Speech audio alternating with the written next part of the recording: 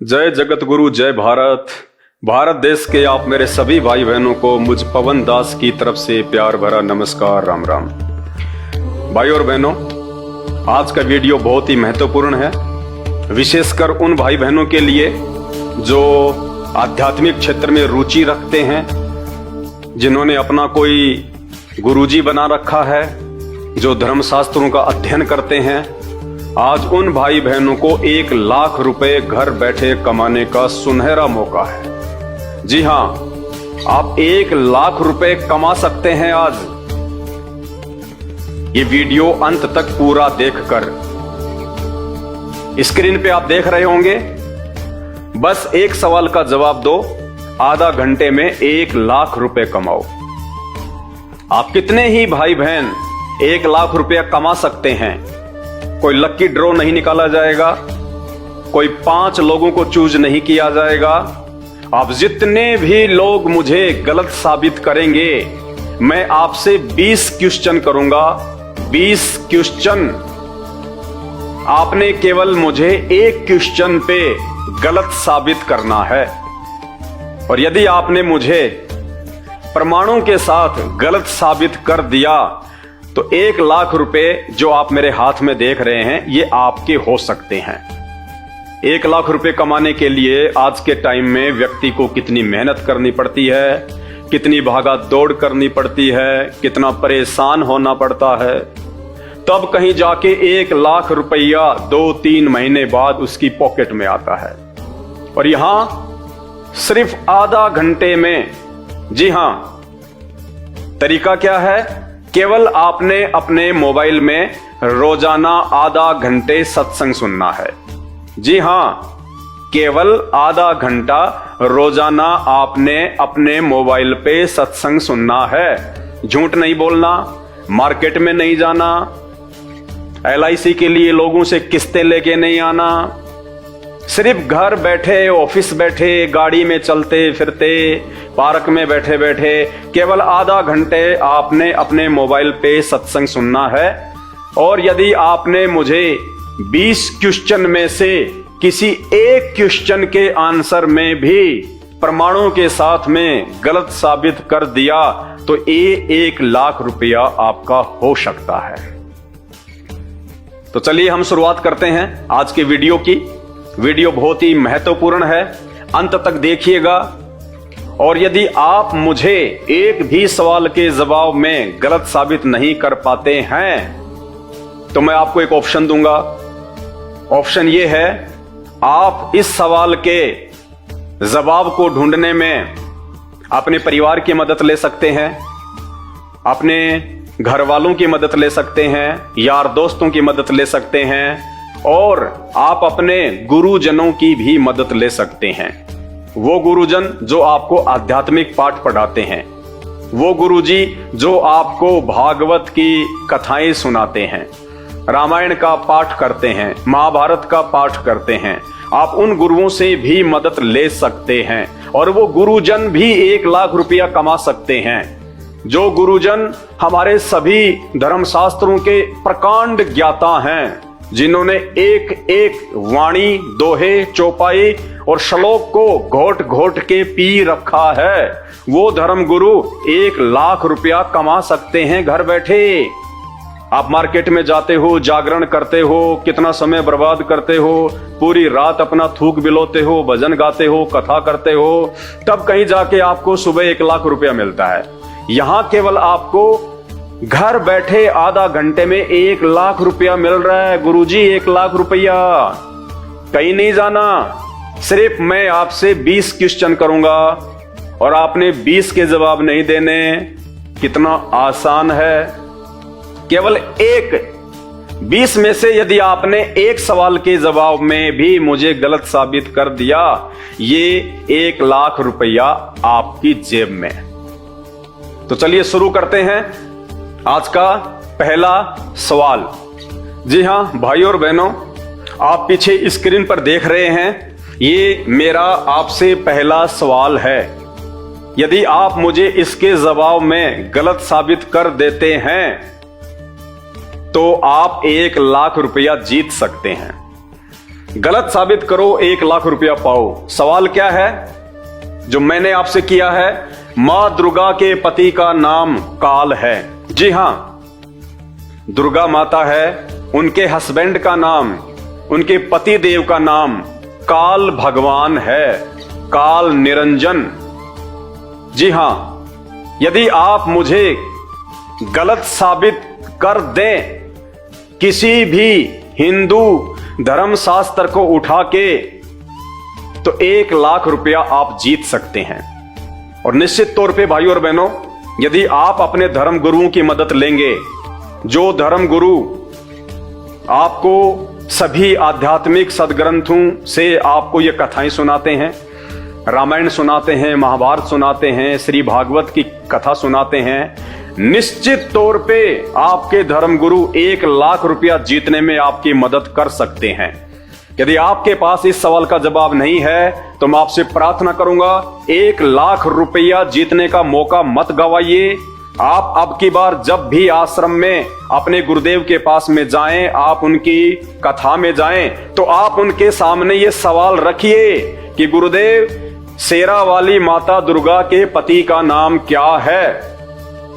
और यदि वो आपसे कहें कि बेटा उनका कोई पति नहीं है, माता जी तो आदि अनादि हैं, आदि शक्ति हैं, उनका कोई पति नहीं है, तो आप उनसे सवाल कीजिए कि महाराज जी, हमारे हिंदू समाज में कोई भी जो कंवारी बहन होती है, लड़की होती है, वो 16 श्रृंगार नहीं करती है।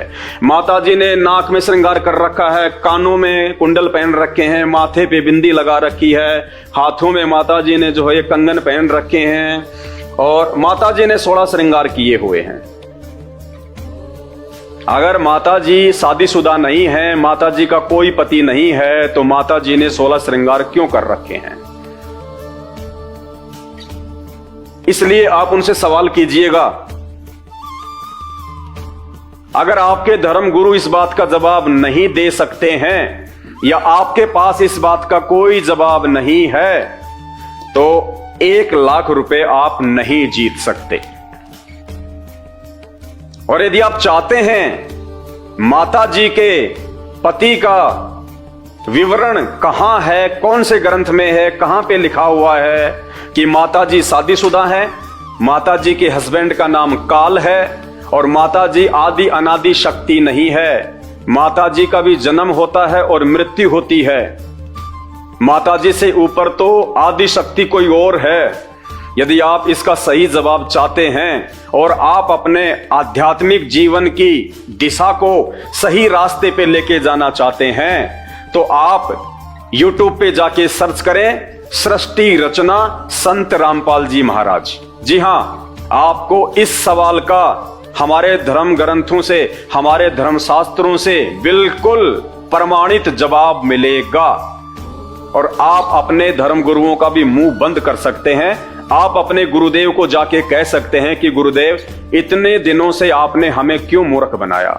आपने क्यों नहीं बताया कि माता जी से ऊपर भी कोई शक्ति है, माता जी से ऊपर भी कोई भगवान है, और माता जी तो शादीशुदा है, माता जी की भी जन्म और मृत्यु होती है। आज तक आप लोगों ने हमें क्यों नहीं बताया? जबकि हमारे ही धर्म ग्रंथों में, श्री भागवत देवी पुराण में लिखा हुआ है। गीता जी इसका प्रमाण दे रही है। तो भाइयों और बहनों, एक मौका है आपके पास में। इस सवाल का जवाब यदि आप कहीं से भी ढूंढ के ला सकते हैं, क्योंकि भक्ति का जो विधान है वो केवल 4 वेद हैं और पवित्र गीता जी हैं। ये भक्ति का संविधान है, अध्यात्म का संविधान है। यदि आप इस सवाल का जवाब दे सकते हैं तो 1 लाख रुपए आपके, और यदि आप नहीं दे सकते हैं, आपके धर्मगुरु नहीं दे सकते हैं, और यदि आप चाहते हैं कि मैं इसके विषय में और अधिक जानकारी प्राप्त करूं, मैं अपने आध्यात्मिक दायरे को और बढ़ाऊं, आज तक हम लोगों ने नहीं सुना कि माता जी का भी कोई पति है, माता जी आदि शक्ति नहीं है, माता जी से ऊपर तो और भगवान हैं, माता जी हमारे को पूर्ण मोक्ष नहीं दे सकती है, माता जी की भक्ति से हम 84 लाख योनियों में जाके पशु पक्षियों के जीवन भोगने से नहीं बच सकते हैं। यदि आप इन सभी बातों की विस्तार से और प्रमाणित जानकारी चाहते हैं, तो आपके पास पूरे विश्व में केवल एक ही ऑप्शन है। आप YouTube पे जाके सर्च करें सृष्टि रचना संत रामपाल जी महाराज। आपको हमारे हिंदू धर्मशास्त्रों से प्रमाणित जवाब संत रामपाल जी के द्वारा दिखाया जाएगा। तो यह है आज का हमारा पहला सवाल। यदि आप जवाब दे पाते हैं तो 1 लाख रुपए आपके। यदि आप जवाब नहीं दे पाते हैं, आपके धर्मगुरु भी जवाब नहीं दे पाते हैं, तो आपने ऐसे अज्ञानी धर्मगुरुओं का पीछा छोड़ देना चाहिए जो मरने के बाद आपको 84 लाख योनियों में ठोकने वाले हैं। और समय रहते इस मानव जन्म का सदुपयोग कीजिए। ये मनुष्य योनि केवल परमात्मा प्राप्ति के लिए मिलती है, सच्ची भक्ति करने के लिए मिलती है। और उसके लिए आप संत रामपाल जी के YouTube पे जाके सत्संग सुनना शुरू कीजिए। निश्चित तौर पे आपकी आंखें खुलने वाली हैं। देखिए, भक्ति का जो संविधान है केवल हमारे धर्म ग्रंथ हैं। बाकी कोई भी धर्मगुरु यदि आपको कोई भी उल्टी सीधी बात बताता है, कोई भी उल्टा सीधा मंत्र जाप करने को देता है, तो वो उसकी अपनी मनमुखी सोच है। उससे आपका कोई कल्याण नहीं होना है। यदि आपके भाग्य में दुख आने हैं तो आके रहेंगे वो भक्ति, और वो आपके नकली धर्मगुरु आपका बचाव नहीं कर सकते। भक्ति का संविधान केवल हमारे धर्म ग्रंथ हैं, चारों वेद और गीता जी, क्योंकि गीता जी चारों वेदों का सार है। इस बात को और अच्छे से समझने के लिए हम सहारा लेते हैं कोर्ट रूम का। जी हां, कोर्ट रूम का। ये आप देख रहे हैं, यहां पे एक जज साहिबा बैठी हुई हैं, नीचे 2 वकील हैं। और जब कोर्ट में कोई मुकदमा जाता है तो एक पक्ष का मुकदमा जाएगा इनके पास, दूसरे पक्ष का मुकदमा जाएगा इनके पास। अब ये दोनों वकील जिन्होंने मोटी फीस ली है, ये अपने अपने व्यक्ति को बचाने की पूरी कोशिश करेंगे। चाहे इनको कुछ भी करना पड़े, झूठ बोलना पड़े, इनको फर्जी सबूत पेश करने पड़े, कुछ भी करना पड़े, ये अपनी साख को बचाने के लिए और अपने मुवक्किल को उस मुकदमे में जिताने के लिए जी तोड़ ये कोशिश करेंगे। मान लीजिए इस कोर्ट में एक मर्डर का मुकदमा आ जाता है। दोनों पक्ष के वकील बैठे हुए हैं, ये जज साहब बैठे हुए हैं, सुनवाई हो रही है। ये दोनों कोशिश करेंगे, ये अपने व्यक्ति को बचाने की कोशिश करेगी, ये भाई साहब अपने व्यक्ति को बचाने की कोशिश करेंगे। ये कहेंगे कि जज साहब इस मुकदमे में ये धारा नहीं लगती, ये कहेंगे जज साहब इस मुकदमे में ये धारा नहीं लगती है, जज साहब इस व्यक्ति ने ये कांड नहीं किया है, जज साहब इस व्यक्ति ने यही कांड किया है। ये दोनों वकील अपनी अपनी तरफ से पूरी कोशिश करेंगे। अब ये जज साहिबा क्या करेंगी, ये इन दोनों की बातें बड़ी ध्यान से सुनेंगी और इन दोनों की बातें सुनने के बाद में जब ये निर्णय लेती हैं, जब ये कोई जजमेंट देती हैं, तो ये इन वकीलों की बातों के आधार से नहीं देती हैं कि वकीलों ने जैसा बोल दिया वैसा इन्होंने फैसला दे दिया। ये इन दोनों की बातें बड़ी ध्यान से सुनेंगी और ध्यान से सुनने के बाद में फिर ये खुद निर्णय करेंगे कि वास्तव में इस व्यक्ति ने क्या अपराध किया है और इस अपराध की सजा क्या है। अब वो कहां से निर्णय करेंगी कि इस अपराध की क्या सजा है, ये ग्रंथ देख रहे हैं आप, ये कानून की किताब है, ये कानून का संविधान है। ये यहां से निर्णय करेंगी, ना कि इन वकीलों की बातों पे यकीन करेंगी। ये वकील तो झूठ भी बोल सकते हैं, फर्जी दस्तावेज भी पेश कर सकते हैं अपने व्यक्ति को अपनी फीस के चक्कर में बचाने के लिए, लेकिन अंतिम निर्णय जो इसने करना है वो केवल संविधान से करना है। ठीक इसी प्रकार भक्ति का जो संविधान है वो ये नकली धर्मगुरु नहीं है, ये धर्मगुरु नहीं है। मान लीजिए ये धर्मगुरु हैं और आपको भक्ति करनी है, आपको पूर्ण मोक्ष प्राप्त करना है, अपने वर्तमान समय में भी आपको सुख सुविधाएं जो है वो प्राप्त करनी है भक्ति से, तो ये धर्मगुरु जो हैं इनकी मनमुखी बातों पे हमने यकीन नहीं करना है। हमने यकीन करना है हमारे सदग्रंथों के आधार से। हमारे जो धर्म ग्रंथ हैं, चारों वेद, गीता जी, ये भक्ति का आधार है, भक्ति का संविधान है। कोई भी गुरु आपको कोई भी भक्ति बताए, कोई भी साधना बताए, कोई भी आपको जप करने का मंत्र दे दे, तो आपने ये निर्णय करना है कि मुझे गुरुजी ने जो आरती दी है, जो मंत्र दिया है, जो विधि बताई है, जो कर्म कांड बताए हैं, क्या वो कर्म कांड करने का आदेश गीता जी में और चारों वेदों में है या नहीं। यदि गीता जी में और चारों वेदों में उस भक्ति का कोई नामो निशान नहीं है, जो हमारे को इन धर्मगुरुओं के द्वारा जो भगवान बताए जा रहे हैं कि ये पूर्ण परमात्मा है, ये सर्वशक्तिमान है, आप इनकी भक्ति करो, आपकी मुक्ति हो जाएगी, आपको सुख प्राप्त होंगे, तो जो मंत्र और जो भगवान हमारे धर्मगुरु हमें बता रहे हैं, क्या वो मंत्र जाप चारों वेदों में और गीता जी में क्या प्रमाणित हैं? अगर नहीं है तो वो मनमुखी भक्ति है, और मनमुखी भक्ति से ना आपका वर्तमान जीवन सही होगा, एक समय ऐसा आएगा आपके परिवार पे दुखों के पहाड़ टूट पड़ेंगे। उस समय वो मनमुखी साधना, मनमुखी मंत्र, वो नकली भगवान और वो अज्ञानी धर्मगुरु आपका कोई साथ नहीं देंगे। तो भक्ति का आधार है हमारे धर्म ग्रंथ, चारों वेद और गीता जी। अगर इनमें आपके गुरुजी के द्वारा बताई गई भक्ति साधना प्रमाणित नहीं है, तो आप बहुत बड़े धोखे में जी रहे हैं, और इस धोखे से बाहर आपको वर्तमान में केवल एक ही महापुरुष निकाल सकते हैं, संत रामपाल जी भगवान।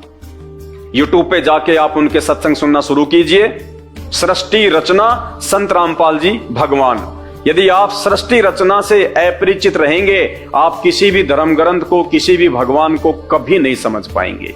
सृष्टि रचना इन सभी धर्म ग्रंथों को समझने की मास्टर की है, और ये सृष्टि रचना इस पूरे विश्व में केवल संत रामपाल जी ने हमारे ही धर्म ग्रंथों से निकाल के अपने सत्संगों में बताई है। तो चलिए अब हम आगे बढ़ते हैं अपने दूसरे सवाल की तरफ। यदि आप दूसरे सवाल के जवाब में मुझे गलत साबित कर देते हैं, तो ये 1 लाख रुपए आप जीत सकते हैं। जी हाँ, 20 सवाल हैं, ध्यान से सुनिए। एक का भी यदि आपने सही जवाब दे दिया, यदि आपने मुझे गलत साबित कर दिया, आप 1 लाख रुपया जीत सकते हैं घर बैठे। अगला सवाल। जी हां दोस्तों, यह है हमारा अगला सवाल। गलत साबित करो 1 लाख रुपया पाओ। और क्या सवाल है? ब्रह्मा विष्णु महेश की मां का नाम दुर्गा और पिता का नाम काल है। जी हां, ब्रह्मा विष्णु महेश, जिनको हम सुप्रीम पावर मान के पूज रहे हैं, हमारे अज्ञानी और नकली धर्म गुरुओं के कहने पे। क्योंकि इन धर्म गुरुओं ने इन शास्त्रों को तो जरूर पढ़ा, लेकिन इन शास्त्रों में से ये सार को नहीं निकाल पाए, वो तत्व ज्ञान को नहीं निकाल पाए, जिस कारण से ये समझ ही नहीं पाए कि एक सर्वशक्तिमान भगवान या परमात्मा कौन है, जो सबका उत्पत्ति करता है, जिसकी भक्ति करने से हमारे को मुक्ति मिलेगी। तो आज का सवाल दूसरा, ब्रह्मा विष्णु महेश की मां का नाम है दुर्गा और इनके पिताजी का नाम है काल। यानी ब्रह्मा विष्णु महेश की भी जन्म और मृत्यु होती है, ये भी जन्मते हैं और मरते हैं, इनके भी माता पिता हैं। जबकि आज से पहले हमारे धर्म गुरुओं ने आप और हमारे को यही बताया कि ब्रह्मा विष्णु महेश तो आदि अनादि हैं, ये ना कभी जन्मते हैं ना कभी ये मरते हैं, और सारे संसार की उत्पत्ति इन्हीं से हुई है। जबकि संत रामपाल जी भगवान ने आके बताया, धर्म ग्रंथों से दिखाया कि बच्चों किस भूल में जी रहे हो। ये नकली धर्म गुरु शरीर छोड़ने के बाद तुम्हें 84 लाख योनियों में ठोकने वाले हैं। इनकी साधना से, इनकी भक्ति से मुक्ति नहीं है, ये तुम्हारा मार्गदर्शन सही नहीं कर रहे हैं। तो यदि आप इस पॉइंट पे मुझे झूठा साबित कर दें कि ब्रह्मा विष्णु महेश की कोई माता पिता नहीं है, तो ये 1 लाख रुपए आपके हो सकते हैं। प्रमाणित करना पड़ेगा शास्त्रों से कि ब्रह्मा विष्णु महेश के माता पिता नहीं हैं। आप अपने धर्मगुरुओं की मदद ले सकते हैं। आपके धर्मगुरु तो निश्चित तौर पे आपकी सहायता करेंगे, क्योंकि वो तो सारे वेद और ग्रंथों के मर्मज्ञ हैं। उन्होंने तो घोट के पी रखे हैं। वो तो जरूर आपको 1 लाख रुपए जीतने में आपकी मदद करेंगे। तो आप अपने धर्मगुरु की मदद लीजिए। अब की बार जब आप उनके सत्संग सुनने जाएं तो ये सवाल आप उनसे जरूर करें कि गुरुदेव 1 लाख रुपए जीतने का मौका मेरे हाथ से जा रहा है और आप मेरी अंतिम उम्मीद हैं, मुझे उम्मीद है कि आप मेरी मदद जरूर करेंगे। तो बताइए गुरुदेव, ब्रह्मा विष्णु महेश के माता पिता कौन हैं? क्या ब्रह्मा विष्णु महेश की माता का नाम शेरावाली दुर्गा और उनके पिता का नाम काल है? और यदि आपके गुरुदेव कहते हैं कि नहीं बेटा, ब्रह्मा विष्णु महेश के कोई माता पिता नहीं हैं, तो ये 1 लाख रुपए आपके नहीं हो सकते, क्योंकि आपका जवाब गलत है। और यदि आपको सही जवाब चाहिए तो आप संत रामपाल जी महाराज जी के सत्संग यूट्यूब पे जाके सुनना शुरू कर दीजिए। आपकी आंखों के तार से निकलने शुरू हो जाएंगे कि किस अंधकार में जीवन जी रहे थे हम तो इन नकली गुरुओं की शरण में आके भक्ति और भगवान के आसपास भी नहीं हैं। आसपास भी आपका कुमार्ग दर्शन कर रहे हैं वो लोग, आपके मानव जीवन को बर्बाद कर रहे हैं वो नकली धर्मगुरु, जो आज तक इन्हीं धर्म ग्रंथों से ये नहीं ढूंढ निकाल पाए, ये नहीं समझ पाए कि ब्रह्मा विष्णु महेश के माता पिता कौन हैं। और संत रामपाल जी ने पूरी दुनिया के सामने इन्हीं सदग्रंथों से प्रमाणित कर दिया कि ब्रह्मा विष्णु महेश की माता का नाम दुर्गा शेरावाली और उनके पिता का नाम काल है, ज्योति निरंजन। यदि आपके धर्मगुरु ये साबित कर दें, आपके गुरुदेव ये साबित कर दें कि ब्रह्मा विष्णु महेश की माता का नाम दुर्गा और उनके पिता का नाम काल नहीं है, तो ये 1 लाख रुपए आप जीत सकते हैं। हमारा अगला और तीसरा सवाल ध्यान से सुनिएगा।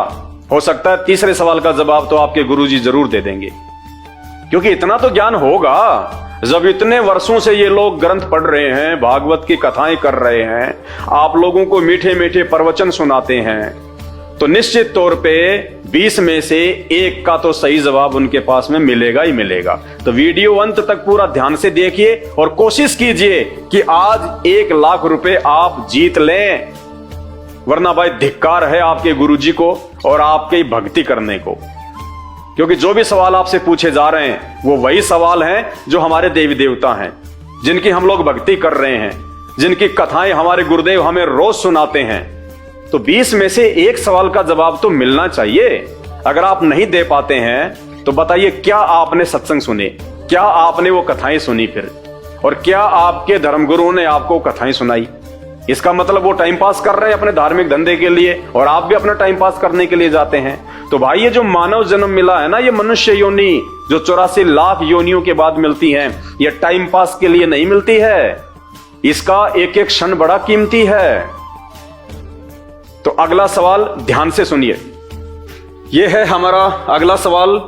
गलत साबित करो 1 लाख रुपए पाओ।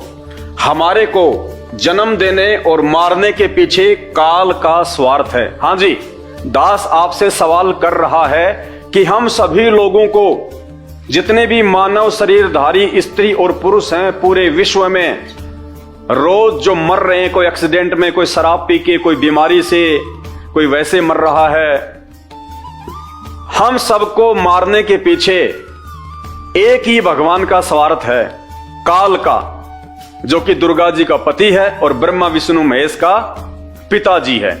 उसको कहते हैं काल। इस काल का स्वार्थ है। दुनिया के जितने भी व्यक्ति मरते हैं उन सबको मारने के पीछे इसका हाथ है, इसका स्वार्थ है। ये अपने स्वार्थ के लिए आप और हमारी मृत्यु करता है। सवाल कीजिए अपने धर्म गुरुओं से कि गुरुदेव, क्या हम सबको मारने और जन्म देने के पीछे किसी काल का स्वार्थ है? वो हमें क्यों मारता है, क्यों जन्म देता है? गुरुदेव आज मेरा जन्म हुआ, 20 साल तक तो मैंने पढ़ाई पढ़ी, उसके बाद 5-4 साल मेरे को नौकरी ढूंढने में लग जाते हैं, फिर मैं नौकरी लगता हूं, बड़ी मुश्किल से 15-20 साल में मैं कुछ पैसा इकट्ठा करता हूं, और जैसे ही मेरी उम्र 50 साल की हो जाती है, 60 साल की हो जाती है, जब वो सारे जीवन का सुख भोगने का समय आता है, तो कभी मेरा एक्सीडेंट हो जाता है, कभी मेरी आंखों के सामने मेरा बेटा मर जाता है, कभी मुझे भयंकर रोग हो जाता है। गुरुदेव ऐसा क्यों? कौन है वो भगवान जिसका स्वार्थ है हमारे को जन्म देने में और मारने में। मेरा भरा पूरा परिवार है, बच्चे हैं, नाती हैं, रिश्तेदार हैं, माता है, पिता है। मैं चाहता हूं कि हमेशा मैं उनके साथ में रहूं, खेलूं कूदूं, आराम से रहूं मैं उनके साथ में, और अचानक से ना जाने मेरी मृत्यु हो जाए, उनकी मृत्यु हो जाए, कोई भरोसा नहीं। माता पिता के सामने बेटा बेटी मर जाते हैं। कौन है वो भगवान जो ऐसा ये कुकर्म करता है, और क्यों करता है, क्या स्वार्थ है उसका? तो आप ये सवाल अपने धर्मगुरुओं से कीजिएगा, अगर आपके पास में जवाब है। और यदि आप ये सोचते हैं कि हमारे को जन्म देने और मारने में किसी काल का कोई स्वार्थ नहीं है, तो आप अपने धर्म ग्रंथों से साबित कीजिएगा। आपको 1 लाख रुपए का ये इनाम दिया जाएगा। और यदि आप अपने धर्मगुरुओं से सवाल करते हैं, और करना चाहिए, जरूर करना चाहिए। जब बच्चे को कोई सवाल के जवाब में दिक्कत आती है तो वो अपने गुरुजी के पास जाके पूछता है, और यदि वो गुरुजी होगा वास्तव में तो सवाल का जवाब जरूर देगा। तो आध्यात्मिक क्षेत्र में आपने जो अपने गुरुजी बना रखे हैं, चाहे आप किसी भी संत या पंथ से संबंधित हैं, आप उनके पास जाइएगा और उनसे कहिए कि गुरुजी 1 लाख रुपए का सवाल है, क्या हमारे को जन्म देने में और मारने में काल का स्वार्थ है? और यदि आपके गुरुदेव कहते हैं कि बेटा कोई कालवाल नहीं है, किसी काल का कोई स्वार्थ नहीं है, तो फिर इसका सही जवाब आपको YouTube पे मिलेगा। आप YouTube पे जाके लिखिएगा सृष्टि रचना संत रामपाल जी भगवान। आपको इन्हीं धर्म ग्रंथों से, इन्हीं शास्त्रों से, गीता जी से आपको इसका प्रमाणित जवाब मिलेगा कि हमारे को जन्म देने और मारने में इस काल का स्वार्थ है। काल जो ब्रह्मा विष्णु महेश के पिताजी हैं और दुर्गा के पति हैं, ये सामने नहीं आते, लेकिन अपना सारा काम ये ब्रह्मा विष्णु महेश के माध्यम से करवाते हैं। जिस ब्रह्मा विष्णु महेश की पूजा करके हम लोग मोक्ष प्राप्ति की उम्मीद देख रहे हैं, उसी ब्रह्मा विष्णु महेश को उस काल ने हमारे को जन्म देने और मारने के इस काम में लगा रखा है। तो यदि आपके धर्मगुरु इसका जवाब नहीं दे पाते हैं, तो आप YouTube पे जाके सर्च करें सृष्टि रचना संत रामपाल जी भगवान। आपको एक्यूरेट प्रमाणित इन्हीं धर्म ग्रंथों से जवाब मिलेगा कि हां, और आपकी आंखें खुलेंगी कि हम किस अंधकार में जी रहे थे। हमारे धर्म गुरुओं को तो भक्ति मार्ग का ABCD का भी नहीं पता, भले वो मीठी मीठी कहानियां बताते हैं, वो कथाएं सुनाते हैं केवल अपने धार्मिक धंधे के लिए। अब हमारा अगला और चौथा सवाल ध्यान से सुनिए। हो सकता है 20 में से आप किसी एक का तो जवाब दे ही पाएंगे। आप नहीं दे पाएंगे तो अपने धर्म गुरुओं की मदद लीजिए, अपने गुरुजियों की मदद लीजिए। आपके गुरुजी तो बड़े विद्वान हैं, वो तो जवाब देंगे ही देंगे, क्योंकि वो तो दिन रात इन ग्रंथों को पढ़ते हैं, आपको सुनाते हैं, तो उनको तो हर बात का पता होना चाहिए। तो आज का हमारा अगला और चौथा सवाल, जी हां, आप देख रहे हैं पीछे चौथा सवाल, गलत साबित करो 1 लाख पाओ। सवाल क्या है जो मैं आपसे कर रहा हूं? ब्रह्मा विष्णु महेश की पूजा करने वालों को गीता जी में 3 गालियां दी गई हैं। हाँ जी, सुन के आपको बड़ा आश्चर्य लग रहा होगा कि गीता जी में और ब्रह्मा विष्णु महेश की पूजा करने वालों को 3 गालियां दी गई हैं। हाँ जी, 3 गालियां दी गई हैं। अगर आप मुझे गलत साबित कर दें, अपने धर्म गुरुओं की मदद लेके, अपने रिश्तेदारों की मदद लेके, अपने यार दोस्तों की मदद लेके, या कोई भी आपका आड़ोसी पाड़ोसी जो आध्यात्मिक क्षेत्र में रुचि रखता है, और यदि हमें इस पॉइंट पे वो गलत साबित कर दे कि गीता जी में कहीं भी ब्रह्मा विष्णु महेश की भक्ति करने वालों को 3 गालियां नहीं दी गई है, तो ये 1 लाख रुपए आप जीत सकते हैं। और यदि आपने हमें गलत साबित नहीं किया, या आपके धर्म गुरुओं ने आपको इसका सही जवाब नहीं बताया, यदि आप अपने धर्म गुरुओं के द्वारा भी हमें गलत साबित नहीं कर पाते हैं, तो 1 लाख रुपए आप नहीं पा सकते। और यदि आप चाहते हैं कि वास्तव में हमें इसका सही जवाब चाहिए, कहां लिखा हुआ है, कौन से अध्याय में लिखा हुआ है, कौन से श्लोक में लिखा हुआ है, तो वो जवाब आपको पूरे विश्व में केवल संत रामपाल जी के सत्संग सुन के मिलेगा, केवल संत रामपाल जी के सत्संग सुनने से।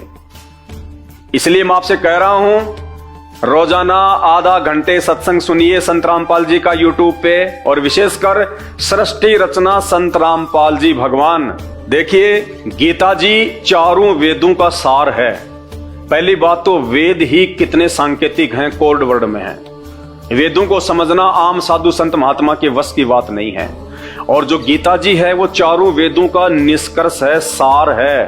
तो गीता जी को समझना, गीता जी के श्लोकों के गहरे रहस्यों को समझना आपके गुरुजियों के बस की बात नहीं है। ये शंकराचार्य, साधु संत महात्मा, मंडलेश्वर, इनके बस की बात नहीं है। ये जिंदगी में इन ग्रंथों का सार निकाल के आपको सही आध्यात्मिक दिशा नहीं दे सकते। तो यदि आप चाहते हैं कि हमें इन चीजों का पता चले कि हम तो ब्रह्मा विष्णु महेश और नीचे के देवी देवताओं की भक्ति में लगे हुए हैं, जब ब्रह्मा विष्णु महेश की भक्ति करने वालों को गीता जी में 3 गालियां दी गई हैं, तो गीता जी से बड़ा तो कोई ग्रंथ है ही नहीं। तो फिर हम भक्ति किसकी करें? फिर भगवान कौन है? फिर हमारा आध्यात्मिक जीवन कैसे जो है वो संवरेगा?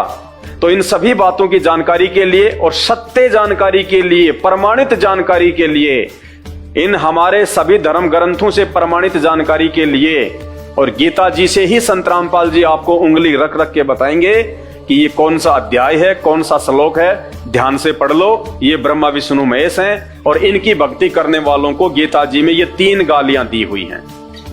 तो आप YouTube पे जाके सर्च करें, सृष्टि रचना संत रामपाल जी भगवान, आपको इस सवाल का जवाब मिल जाएगा, जो जवाब आपके धर्मगुरु आपको नहीं दे सकते। अब आगे हमारा आज का 5वां सवाल, ध्यान से सुनिएगा, कोशिश करो भाई। अगर एक का भी जवाब ढूंढ के ले आओगे 1 लाख रुपए पाओगे, 1 लाख रुपए। कोशिश करो, थोड़ी कोशिश। आप 5 महीने में नहीं कमा पाते 1 लाख रुपए, यहां आपको केवल एक सवाल के जवाब में 1 लाख रुपए मिल रहे हैं। कोशिश कीजिए। देखिए अगला सवाल, गलत साबित करो 1 लाख पाओ। सवाल क्या है? गीता जी में व्रत रखने वालों की भक्ति को निष्फल बताया गया है। गीता जी में भगवान ने जो लोग व्रत करते हैं, व्रत रखते हैं, चाहे संतोषी माता का हो, चाहे शंकर जी का हो, चाहे हनुमान जी का हो, चाहे गणेश जी का हो, चाहे करवा चौथ का हो, चाहे एकादशी का हो, कोई भी व्रत गीता जी में मना किया गया है कि व्रत करने वालों की मुक्ति नहीं हो सकती, व्रत करने वालों की भक्ति असफल होती है, निष्फल होती है। जबकि आपके धर्मगुरु तो आपको व्रत करने की सलाह देते हैं। हमारे हिंदू समाज में माता बहनें सप्ताह में 2 या 3 व्रत तो रखती हैं, और यही कारण है कि उनके गर्भ भी जो है वो खराब हो जाते हैं, उनके घर में संकट भी आ जाते हैं, उनके बच्चे भी मर जाते हैं, हर प्रकार की समस्या वो परिवार वहन करता है। व्रत करते करते घर में संकट, दुख, परेशानियां, दुखों के पहाड़, फिर क्या लाभ दिया आपको उस व्रत ने? क्योंकि आप मनमानी भक्ति कर रहे हैं। गीता जी अध्याय नंबर 16, अर्जुन, जो लोग शास्त्र विधि को त्याग के मनमाना आचरण करते हैं, मनमानी भक्ति करते हैं, उनको कोई लाभ नहीं हो सकता, उनको मुक्ति नहीं मिल सकती। तो हमारा आपसे ये सवाल है कि गीता जी में व्रत रखने वालों की भक्ति को निष्फल बताया गया है, यूजलेस, बेकार, कोई फायदा नहीं है व्रत करने का, उल्टा नुकसान। तो आप यदि ये सोचते हैं कि व्रत करना गलत नहीं है और गीता जी में ऐसा कहीं भी नहीं लिखा हुआ है, तो भाई साहब आप हमें गलत साबित कीजिएगा, 1 लाख रुपए लीजिएगा। हाथ कंगन को आरसी क्या, पढ़े लिखे को फारसी क्या। गीता जी आपके धर्मगुरुओं के पास में है, आपके घर पे भी होगी, नहीं तो मार्केट में 100-150 रुपए की मिलती है। 100-150 रुपए खर्च करके यदि आप 1 लाख रुपए कमा रहे हैं तो देरी किस बात की? आज ही अपने धर्मगुरुओं को फोन लगाइए, या अब की बार जब आप उनके सत्संग में जाएं तो उनसे पूछना कि गुरुदेव, आपने तो कहा था कि आपको ये व्रत करना चाहिए, आपको ये व्रत करने से ये फायदा मिलेगा, और गुरुदेव गीता जी तो मना कर रही है कि व्रत करने वालों की तो मुक्ति नहीं हो सकती, वो 84 लाख योनियों में जाते हैं, गधे कुत्ते सूअर बनते हैं। गीता ज्ञान देने वाला भगवान मना कर रहा है। जब गीता जी मना कर रही है तो गीता जी से ज्यादा बढ़ के भक्ति और कहां है? भक्ति की जानकारी तो गीता जी में ही है। तो गुरुदेव आप बताइए, क्या ये सही बात है या फिर ये गलत है? और यदि आपके गुरुदेव कहें कि बेटा नहीं ये गलत है, तुम्हें कोई भ्रमित कर रहा है, तो भाई फिर आप YouTube पे जाइए और YouTube पे जाके सर्च कीजिए सृष्टि रचना संत रामपाल जी भगवान। आपको एक्यूरेट और प्रमाणित गीता जी से दिखाएंगे संत रामपाल जी कि गीता जी का ये अध्याय और ये श्लोक। और देखो बच्चों, स्पष्ट लिखा हुआ है, व्रत करने वालों की मुक्ति नहीं होगी, व्रत करने वालों को कोई लाभ नहीं होगा। जब कभी उनके पाप कर्म उजागर होंगे, उनके घर में संकट आएंगे, उनके शरीर में परेशानियां होंगी। तो यदि आप हमें गलत साबित कर देते हैं तो 1 लाख रुपए आपके, और यदि आप गलत साबित नहीं कर पाते हैं तो 1 लाख रुपए तो आप जीत नहीं पाएंगे। लेकिन यदि आप चाहते हैं कि इस विषय में मुझे पूरी जानकारी मिले, तो एकमात्र धर्म गुरु पूरे विश्व में संत रामपाल जी हैं, जो आपको गीता जी का और वेदों का, किसी भी धर्म ग्रंथ का सही ज्ञान दे सकते हैं। आपके आध्यात्मिक जीवन की दिशा को सही दिशा में लेके जा सकते हैं। अन्यथा आपके जो गुरुजी हैं, जो धर्म गुरु हैं, वो आपको गलत दिशा में लेके जा रहे हैं। और ये शरीर छूटने के बाद आप गधे कुत्ते सुअर बनने से, अर्थात 84 लाख योनियों में जाके महा दुख भोगने से नहीं बच सकते। भाई और बहनों, विचार करो, ये आप लोगों पे उस परमपिता परमेश्वर की कोई विशेष मेहर है जो आपको इस प्रकार के वीडियो देखने और सुनने को मिल रहे हैं, ताकि आप अपनी आंखें खोलें। ये भक्ति मार्ग है, कोई मजाक नहीं है। इन 84 लाख योनियों से बचने का एकमात्र साधन ये शरीर है।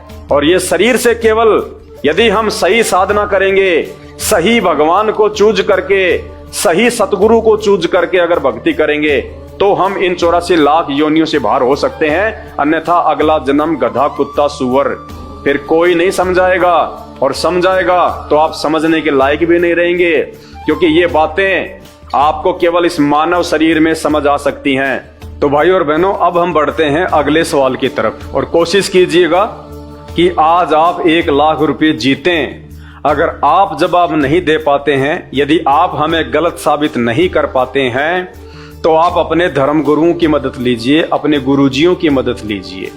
और यदि आपके धर्मगुरु, आपके गुरुजी भी आपकी मदद नहीं कर पाते हैं, तो भाई धिक्कार है ऐसे धर्म गुरुओं को जो रात दिन इन धर्म ग्रंथों का अध्ययन करते हैं। इन धर्म ग्रंथों को पढ़ने के बाद में इनमें लिखी हुई कथा और कहानियां आप जैसे भोले भाले भक्तों को सुनाते हैं, और धर्म के नाम पे अपने दान पेटियां भर रहे हैं। भाई धिक्कार है ऐसे धर्म गुरुओं को। और उसके बावजूद भी यदि आप उनके शरण में बने रहते हैं, तो कहीं न कहीं आपका भी स्वार्थ है। अन्यथा जो बुद्धिमान व्यक्ति होगा, वो ऐसे नकली धर्म गुरुओं को त्याग देगा जो आपका मानव जीवन बर्बाद कर रहे हैं अपने स्वार्थ के लिए। तो चलिए अब बढ़ते हैं अगले सवाल की तरफ। अगला सवाल, गलत साबित करो 1 लाख रुपए पाओ। सवाल क्या है? मरने के बाद देवराज इंद्र कौन है? 33 करोड़ देवी देवताओं का राजा इंद्र। मरने के बाद देवराज इंद्र का अगला जन्म गधे के शरीर से शुरू होता है। जी हां, ये विधान है परमात्मा का। देवताओं के राजा इंद्र की अगली योनि गधे से शुरू होती है। यानी वर्तमान में जो देवताओं का राजा इंद्र है, जब वो मरेगा, शरीर छोड़ेगा, उसके बाद उसको अगला शरीर सीधा गधे का मिलेगा, लक 84 योनियां भोगेगा। यदि आप हमें गलत साबित कर देते हैं कि ऐसा कुछ भी नहीं है, मरने के बाद इंद्र गधे के शरीर में नहीं जाता है, तो 1 लाख रुपए हंसते हंसते हम आपको देंगे। और यदि आपको जानना है इस विषय में गहराई से कि वास्तव में देवताओं का राजा इंद्र भी मरने के बाद इस मृतलोक में आएगा, 84 लाख योनियां भोगेगा और सीधा सीधा वो गधे की योनि में, तो भाइयों इसके लिए आपको YouTube पे जाके सर्च करना पड़ेगा सृष्टि रचना संत रामपाल जी भगवान, और संत रामपाल जी के शास्त्र प्रमाणित सत्संग सुनना शुरू कीजिए। आपकी आंखों का मोतियाबिंद हट जाएगा। जो अज्ञानता का पर्दा इन नकली धर्म गुरुओं ने आपकी आंखों पे डाल रखा है वो हट जाएगा। आपको दूध का दूध और पानी का पानी अलग अलग दिखाई देने लगेगा। आप अपने सिर पे हाथ मारोगे कि हे परमात्मा, इन नकली धर्म गुरुओं के पीछे हम अपना अनमोल मानव जन्म बर्बाद कर रहे थे। इन्होंने आज से पहले हमारे को यह सच्चाई क्यों नहीं बताई? जब देवताओं का राजा इंद्र ही मरने के बाद में सीधा गधा बनता है तो बाकी देवी देवता तो हैं ही क्या, उनकी तो औकात ही क्या है। इसीलिए तो रावण ने 33 करोड़ देवी देवताओं को अपनी जेल में डाल रखा था, क्योंकि ये समर्थ नहीं हैं। ये स्वयं किसी और की भक्ति करते हैं। इनकी भक्ति करने से हमारा आत्म कल्याण नहीं हो सकता। जब ब्रह्मा विष्णु महेश की भक्ति करने वालों को गीता जी में 3 गालियां दी गई हैं और देवताओं का राजा इंद्र मरने के बाद में सीधा गधा बनता है, तो इंद्र से नीचे जितने भी 33 करोड़ देवी देवता हैं, इनकी भक्ति से हमारी मुक्ति कहां हो जाएगी? भाइयों और बहनों, आंखें खोलो। आप अपने और अपने परिवार का सत्यानाश मत करो। ये नकली धर्म गुरु आप और हमारे से भी नीचे कैटेगरी के हैं। इन्होंने ग्रंथों को जरूर पढ़ा, लेकिन ये ग्रंथों के सार को नहीं निकाल पाए, क्योंकि बिना तत्वदर्शी संत की शरण ग्रहण किए बिना हम किसी भी धर्म ग्रंथ को नहीं समझ सकते। हम अध्यात्म के विषय में कुछ भी नहीं जान सकते। ये नकली और पाखंडी धर्म गुरु जो गांव गांव शहर शहर में बैठे हुए हैं, सैकड़ों की संख्या में बड़े बड़े आश्रम खोलकर बैठे हुए हैं, आपको ऊंचे ऊंचे स्टेज लगाकर भागवत की कथा करते नजर आते हैं। लंबी लंबी दाढ़ी और जटा बढ़ा रखी है, काले पीले नीले वस्त्र पहन रखे हैं। इनको भक्ति मार्ग के विषय में, अध्यात्म के विषय में ABC भी नहीं पता है। ये केवल अपना मनमाना आचरण आप लोगों के ऊपर थोप रहे हैं, आपका जीवन बर्बाद कर रहे हैं। इस जीवन को आबाद कीजिए। ये मानव शरीर बार बार नहीं मिलता, 84 लाख योनियां भोगने के बाद एक बार मिलता है। और इस मानव जीवन को आप सिर्फ और सिर्फ संत रामपाल जी भगवान के सत्संग सुन के ही सफल बना सकते हैं, अन्यथा मरने के बाद 84 लाख योनियां निश्चित हैं। आपके धर्मगुरु आपको उन योनियों से छुटकारा नहीं दिला सकते, क्योंकि आपसे पहले वो स्वयं उन योनियों में जाएंगे। तो उनसे सवाल कीजिएगा कि गुरुदेव, क्या देवताओं का राजा इंद्र भी मरने के बाद गधा बनता है? क्या आप इस बात को प्रमाणित कर सकते हैं, जबकि हमारे ही ग्रंथों में लिखा हुआ है? और यदि आपके गुरुजी कहते हैं कि नहीं बेटा ये तो झूठ है, ये तो पाखंड है, तो फिर आप YouTube पे जाके संत रामपाल जी के सत्संग सुनना शुरू कर दीजिए। रोजाना 1 घंटा, आधा घंटा, जैसे भी आपको समय मिलता है, आपको संत रामपाल जी इन्हीं ग्रंथों से निकाल के दिखा देंगे पूरी जीवन हिस्ट्री 33 करोड़ देवी देवताओं की, ब्रह्मा विष्णु महेश की, दुर्गा जी की, उसके पति काल की, और इन सब से ऊपर वो आदि शक्ति कौन है जो पूरी सृष्टि का संचालन करता है, जो सबका परम पिता परमेश्वर है।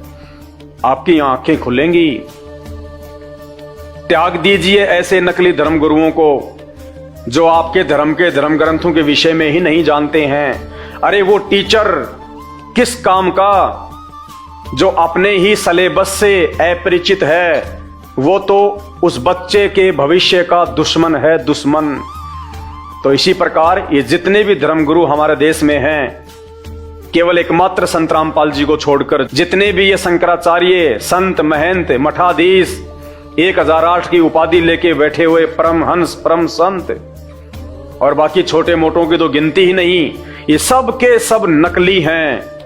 ये धर्मगुरु कहलाने के अधिकारी नहीं हैं। ये तो इन धर्म ग्रंथों को हाथ लगाने के भी अधिकारी नहीं हैं, सिवाय संत रामपाल जी महाराज के। तो चलिए अब आगे बढ़ते हैं अगले सवाल की तरफ। अगला सवाल आप स्क्रीन पे देख रहे हैं। गलत साबित करो और 1 लाख रुपए पाओ। सवाल क्या है?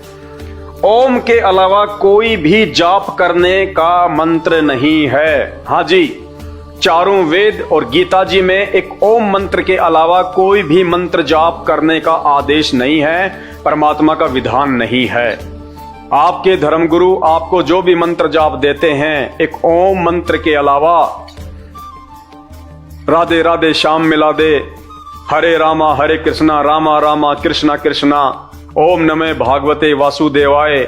जितने भी दुनिया भर के मनमुखी मंत्र जो इन्होंने बना रखे हैं, उन मनमुखी मंत्रों को जाप करने का आदेश गीता जी और चारों वेदों में आपको देखने को भी नहीं मिलेगा।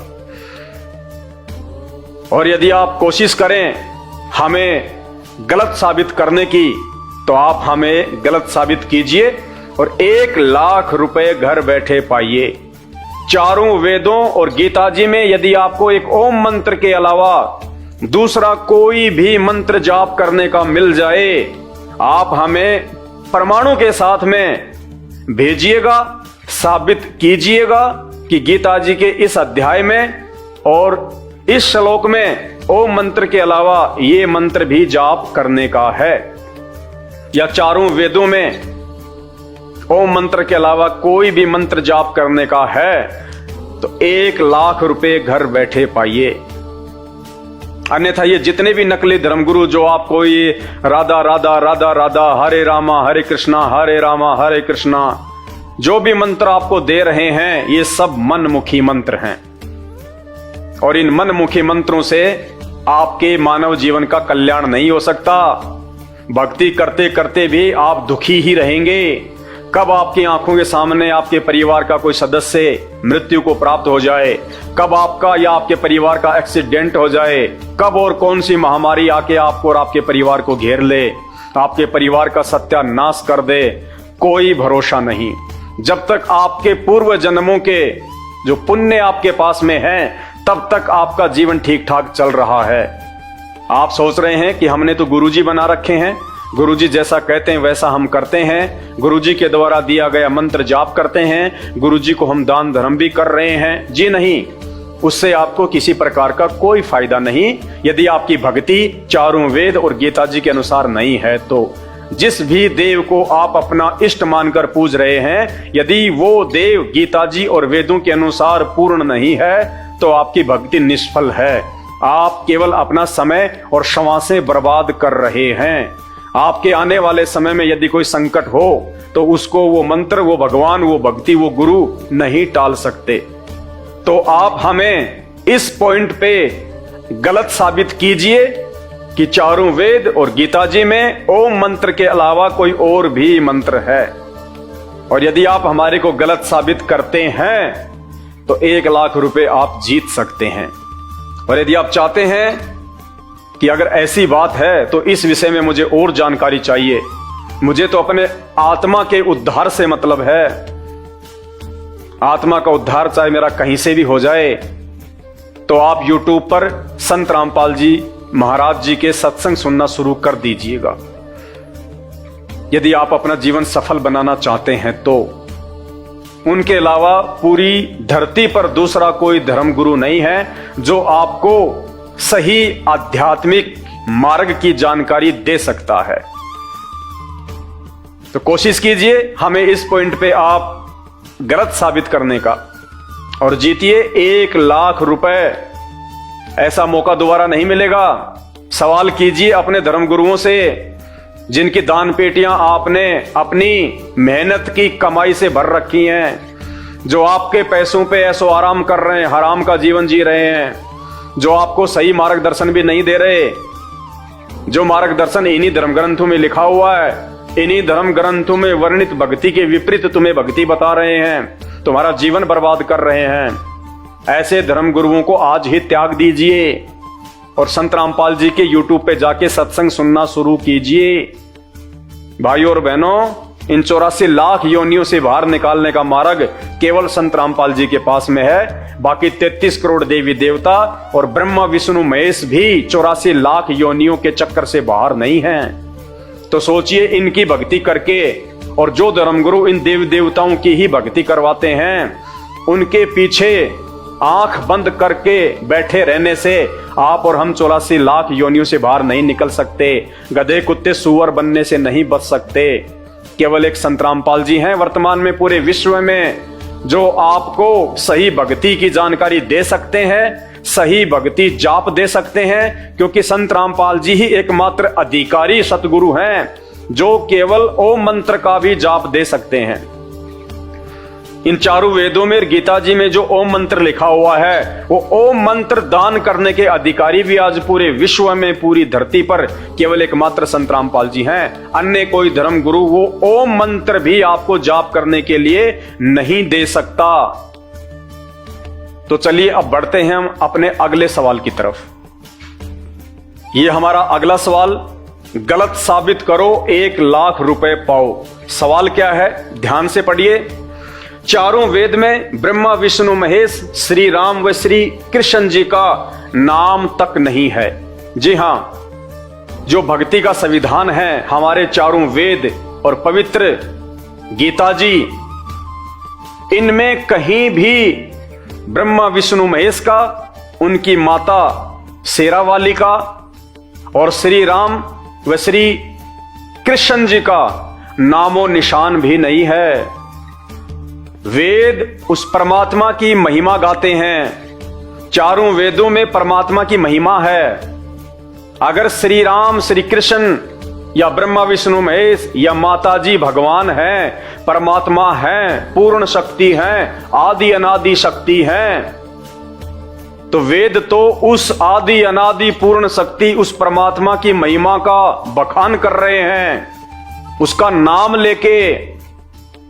अगर यही भगवान है, पूर्ण परमात्मा है, श्री राम, श्री कृष्ण, ब्रह्मा विष्णु महेश और ये दुर्गा जी, तो चारों वेदों में और गीता जी में इनका नाम तक क्यों नहीं है? फिर कौन है वो परमात्मा जिसकी महिमा चारों वेद गा रहे हैं? और यदि आपको लगता है कि हम झूठ बोल रहे हैं, ऐसा कुछ भी नहीं है, तो चारों वेद और गीता जी अगर आपके पास नहीं तो आपके गुरुजी के पास जरूर मिलेंगी। और यदि आपके गुरुजी के पास भी नहीं है तो 1000-1500 रुपए का खर्चा आएगा। किसी भी आध्यात्मिक पुस्तक की दुकान से आप खरीदिए और अपने गुरुजी के पास लेके जाइए और हाथ जोड़ के उनसे प्रार्थना कीजिए कि हे महापुरुष, हे चारों वेदों के ज्ञाता, हे गीता जी के प्रकांड ज्ञाता, आप कहते हैं श्री राम भगवान है, श्री कृष्ण जी भगवान हैं, ब्रह्मा विष्णु महेश से बढ़ के और कोई नहीं है, आदि शक्ति शेरावाली से बढ़ के और कोई नहीं है, तो हे गुरुदेव आप हम पे दया कीजिए, मेहर कीजिए। ये चारों वेद और गीता जी आप खुद ही कहते हैं कि ये परमात्मा की महिमा से भरे पड़े हैं, तो बताइए इन चारों वेदों में और गीता जी में आप जिनको भगवान बता रहे हैं, ब्रह्मा विष्णु महेश को, दुर्गा जी को, श्री राम को, श्री कृष्ण जी को, इनका नाम तक क्यों नहीं है? अगर इनमें इनका नाम नहीं है तो फिर कौन है भगवान जिसकी महिमा, जिसका वर्णन ये वेद कर रहे हैं, ये गीता जी कर रही हैं? तो भाइयों, मौका है आपके पास में, 1 लाख रुपया हाथ से मत जाने दो। बड़ा जोर लगता है 1 लाख रुपए कमाने में, और यहां आपको मुफ्त में मिल रहे हैं। आपने केवल एक सवाल करना है जाके अपने गुरुजी से। आपको मौका मिलता होगा ना सवाल करने का। आप केवल सवाल कीजिए कि गुरुदेव, सब जानते हैं, विशेषकर हिंदू धर्म में तो सबको पता है कि भक्ति और भगवान का विधान हमारी गीता जी है, चारों वेद हैं, और उनमें यदि श्री राम, श्री कृष्ण, दुर्गा जी और ब्रह्मा विष्णु महेश का नाम नहीं है तो फिर भगवान कौन है? और यदि ये भगवान है तो इनका नाम क्यों नहीं है? अरे कोई मुझे कहे कि ये जो जीवनी है, ये जो पुस्तक है, ये पंडित जवाहरलाल नेहरू की जीवनी है, और कोई उसको पढ़े और फिर वो कहे भाई साहब इस पूरी जीवनी में पंडित जवाहरलाल नेहरू का तो नामो निशान ही नहीं है, तो काहे कि ये पंडित जवाहरलाल नेहरू की जीवनी है? क्योंकि अगर जीवनी अगर हम पंडित जवाहरलाल नेहरू की पढ़ रहे हैं तो उसमें तो सैकड़ों बार उसका नाम आना चाहिए। कब पैदा हुए, कौन सी जो है उन्होंने कहां से शिक्षा प्राप्त करी, कब वो जेल गए, कब उन्होंने कौन से उद्घाटन किए, सारे नाम आएंगे, बहुत जगह उनके नाम आने चाहिए। तो इसी प्रकार जो चारों वेद हैं और जो गीता जी हैं, ये भगवान की जीवनी है, पूर्ण परमात्मा की जीवनी है। और यदि आपको इन नकली धर्म गुरुओं ने ब्रह्मा विष्णु महेश, श्री राम, श्री कृष्ण और दुर्गा को ही भगवान बताया है, तो इन भगवानों की जीवनी चारों वेद और गीता जी में नाम होना चाहिए।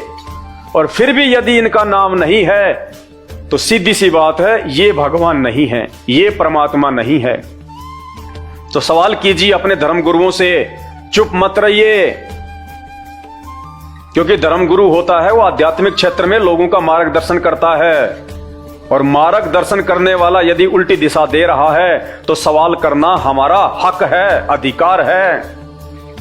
वो टीचर नहीं कहा जा सकता जो बच्चों को पाठ्यक्रम से बाहर की जानकारी देता है, वो दुश्मन है उसका।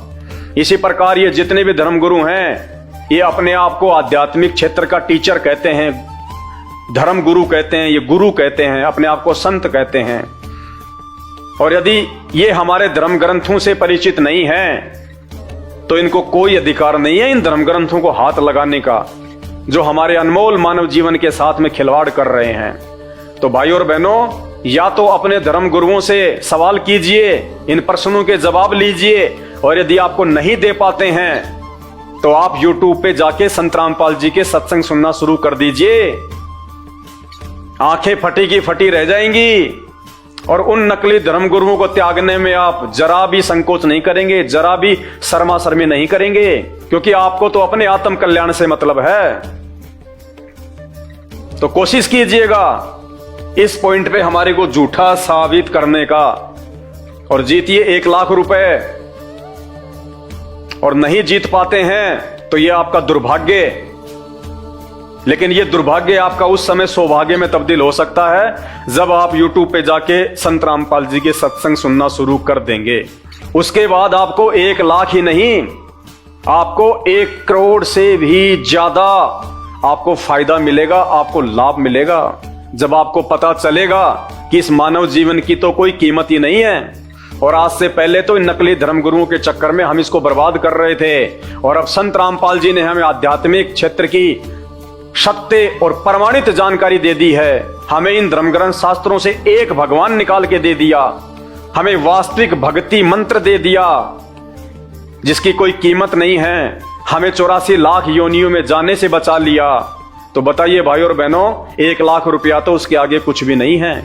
यदि आपने संत रामपाल जी के सत्संग सुन के अपने इस जीवन को सफल बना लिया तो चलिए आगे बढ़ते हैं हमारे अगले सवाल की तरफ। हमारा अगला सवाल, गलत साबित करो 1 लाख रुपए पाओ। तीर्थ व धाम यात्रा से पुण्य के बजाय सिर पर पाप कर्मों का भार चढ़ता है। जी हां, आप जो हरिद्वार से ये कावड़ लेके आते हैं, आप बद्रीनाथ जाते हैं, नीलकंठ जाते हैं, केदारनाथ जाते हैं, बाबा रामदेव जी की यात्रा पे जाते हैं, बाबा खाटू श्याम जी की यात्रा पे जाते हैं, मेहंदीपुर के बालाजी जाते हैं, तिरुपति बालाजी जाते हैं, और भी ना जाने दुनिया भर के धाम हैं जहां पे आप अपना अनमोल समय और अपना पैसा बर्बाद करते हैं। चारों वेद और गीता जी में कहीं भी ऐसा कोई आदेश या उस परमात्मा का विधान नहीं है कि आपको वहां जाने से कोई लाभ मिलेगा या कोई पुण्य मिलेगा। उल्टा आप पाप के भागी बनते हैं। और यदि आपके धर्मगुरु या आप किसी भी धर्म ग्रंथ से जो कि भक्ति का विधान है गीता जी और चारों वेदों में, यदि आप ये दिखा दें, आप ये साबित कर दें कि भगवान की तरफ से तीर्थ यात्रा पे जाने का या धाम पर जाने का आदेश है, तो 1 लाख रुपए आपके। ये केवल मनमुखी साधना है। मनमुखी धर्म गुरुओं ने अपनी तरफ से भगत समाज को भ्रमित किया हुआ है केवल अपने धार्मिक धंधे के लिए। बाकी हमारे सदग्रंथों में, हमारे धर्म ग्रंथों में तीर्थ यात्रा पर जाने से लाभ मिलेगा या पुण्य मिलेगा ऐसा कहीं नहीं लिखा हुआ है, और ना ही परमात्मा की तरफ से ऐसा कोई विधान या आदेश है। और जब हम उस परमात्मा के आदेश को छोड़ के मनमुखी लोगों के कहने पे मनमुखी साधना शुरू कर देते हैं तो हम उस परमात्मा के दोषी बनते हैं। तो यदि इस पॉइंट पे हम गलत हैं तो आप हमारे को चारों वेद और गीता जी से प्रमाणित कीजिए, और 1 लाख रुपया जीतने का मौका अपने हाथ से मत गवाइए। आपके पास जवाब नहीं है तो आपके गुरुजी, आपके धर्मगुरु, आप उनसे सवाल कीजिए।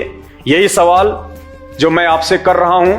यदि आपके धर्मगुरु इसका जवाब दे देते हैं और आपके धर्मगुरु कहते हैं कि बेटा गंगा जी में नहाने से बहुत लाभ है, गया जी में जाके स्नान करने से बहुत लाभ है, कावड़ लाने से बहुत लाभ है, तो आप 1 लाख रुपए जीत सकते हैं यदि आपके गुरुजी परमाणु के साथ यदि ये साबित कर दें तो।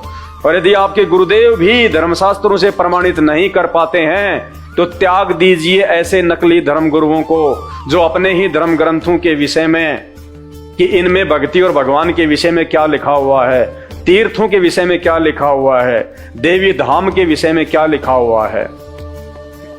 और यदि आप जानना चाहते हैं सच्चाई कि तीर्थों पे जाने से लाभ है या नहीं है, गंगा स्नान करने से, गया स्नान करने से लाभ है या नहीं है, या उल्टा नुकसान है, तो आप YouTube पे जाके सर्च कीजिए सत्संग संत रामपाल जी महाराज, आपकी आंखें खुल जाएंगी।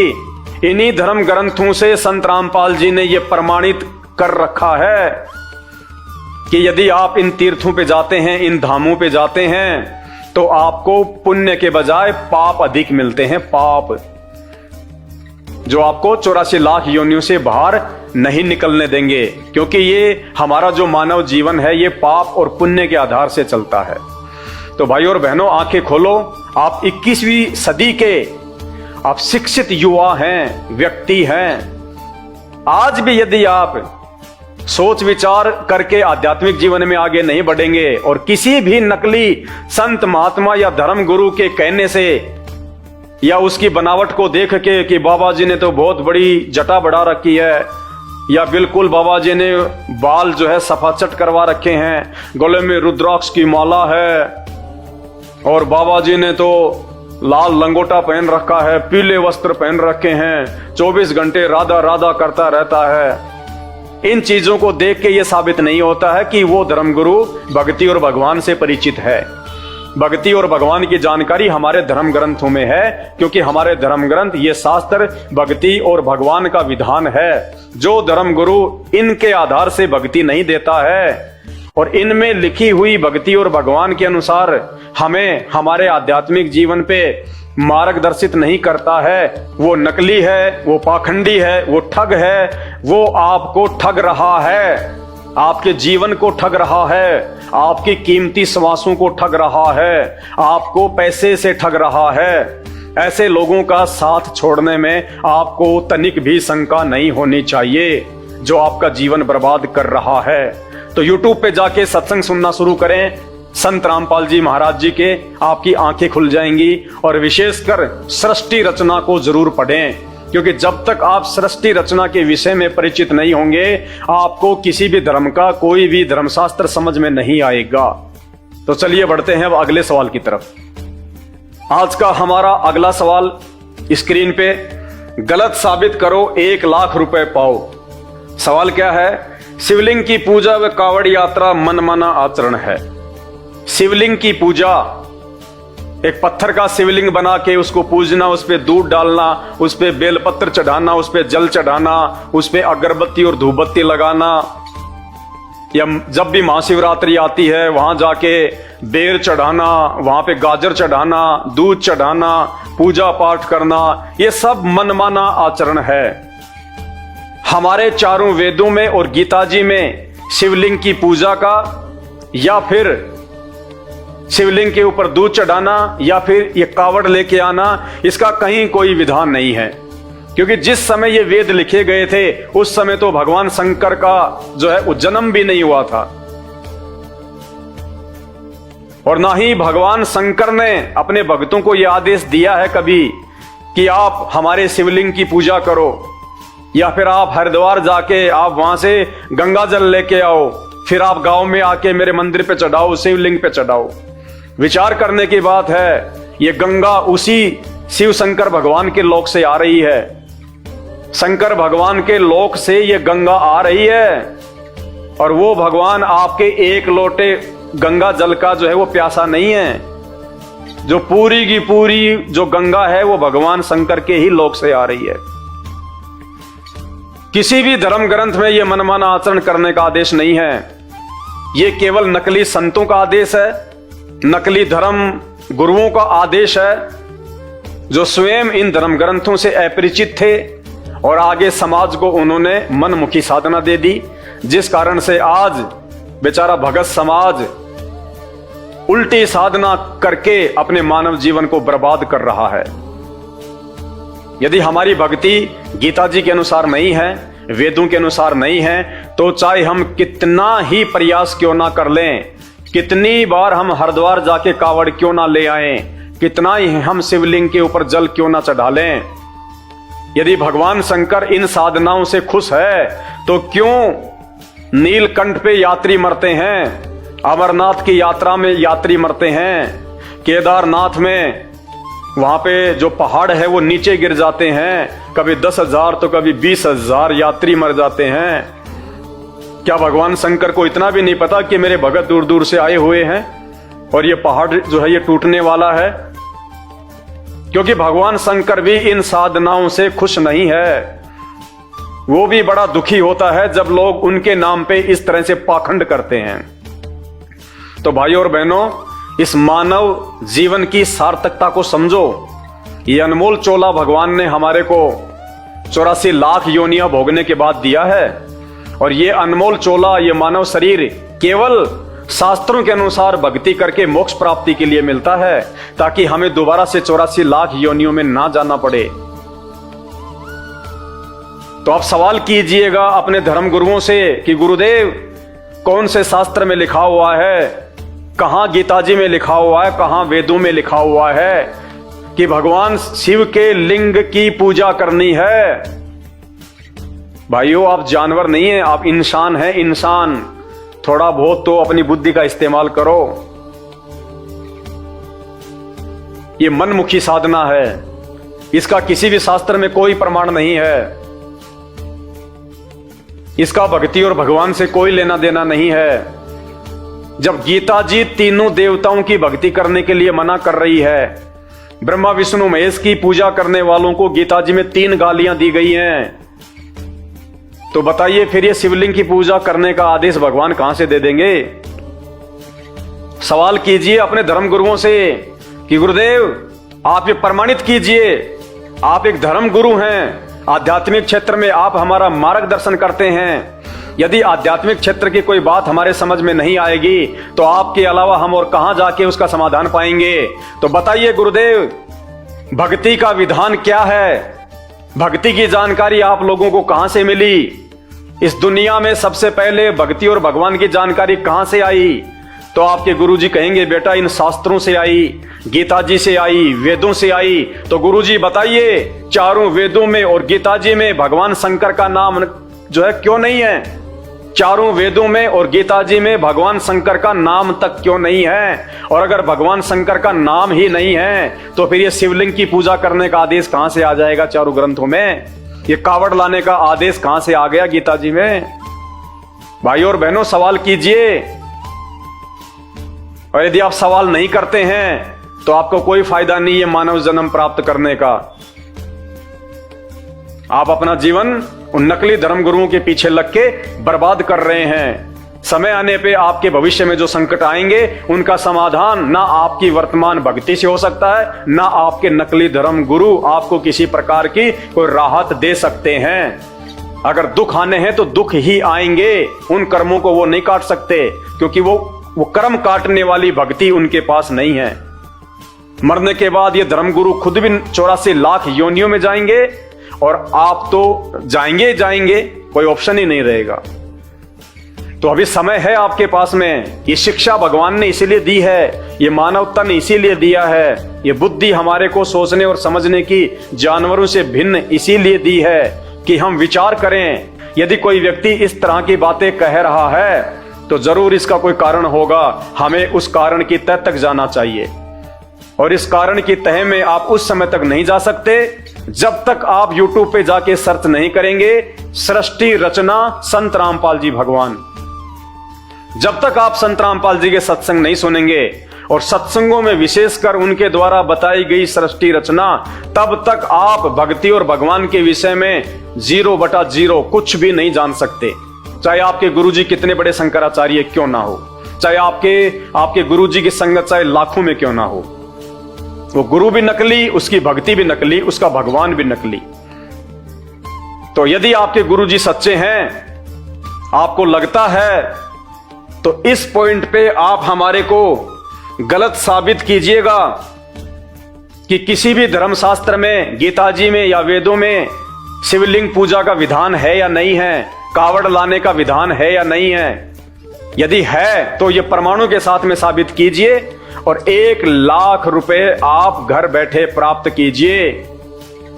और यदि नहीं साबित कर पाते हैं और यदि भक्ति और भगवान के विषय में आप जानना चाहते हैं, अपना मानव जीवन धन्य करना चाहते हैं, तो आज ही अपना मोबाइल उठाइए, YouTube पे जाइए और सर्च कीजिए सृष्टि रचना संत रामपाल जी भगवान।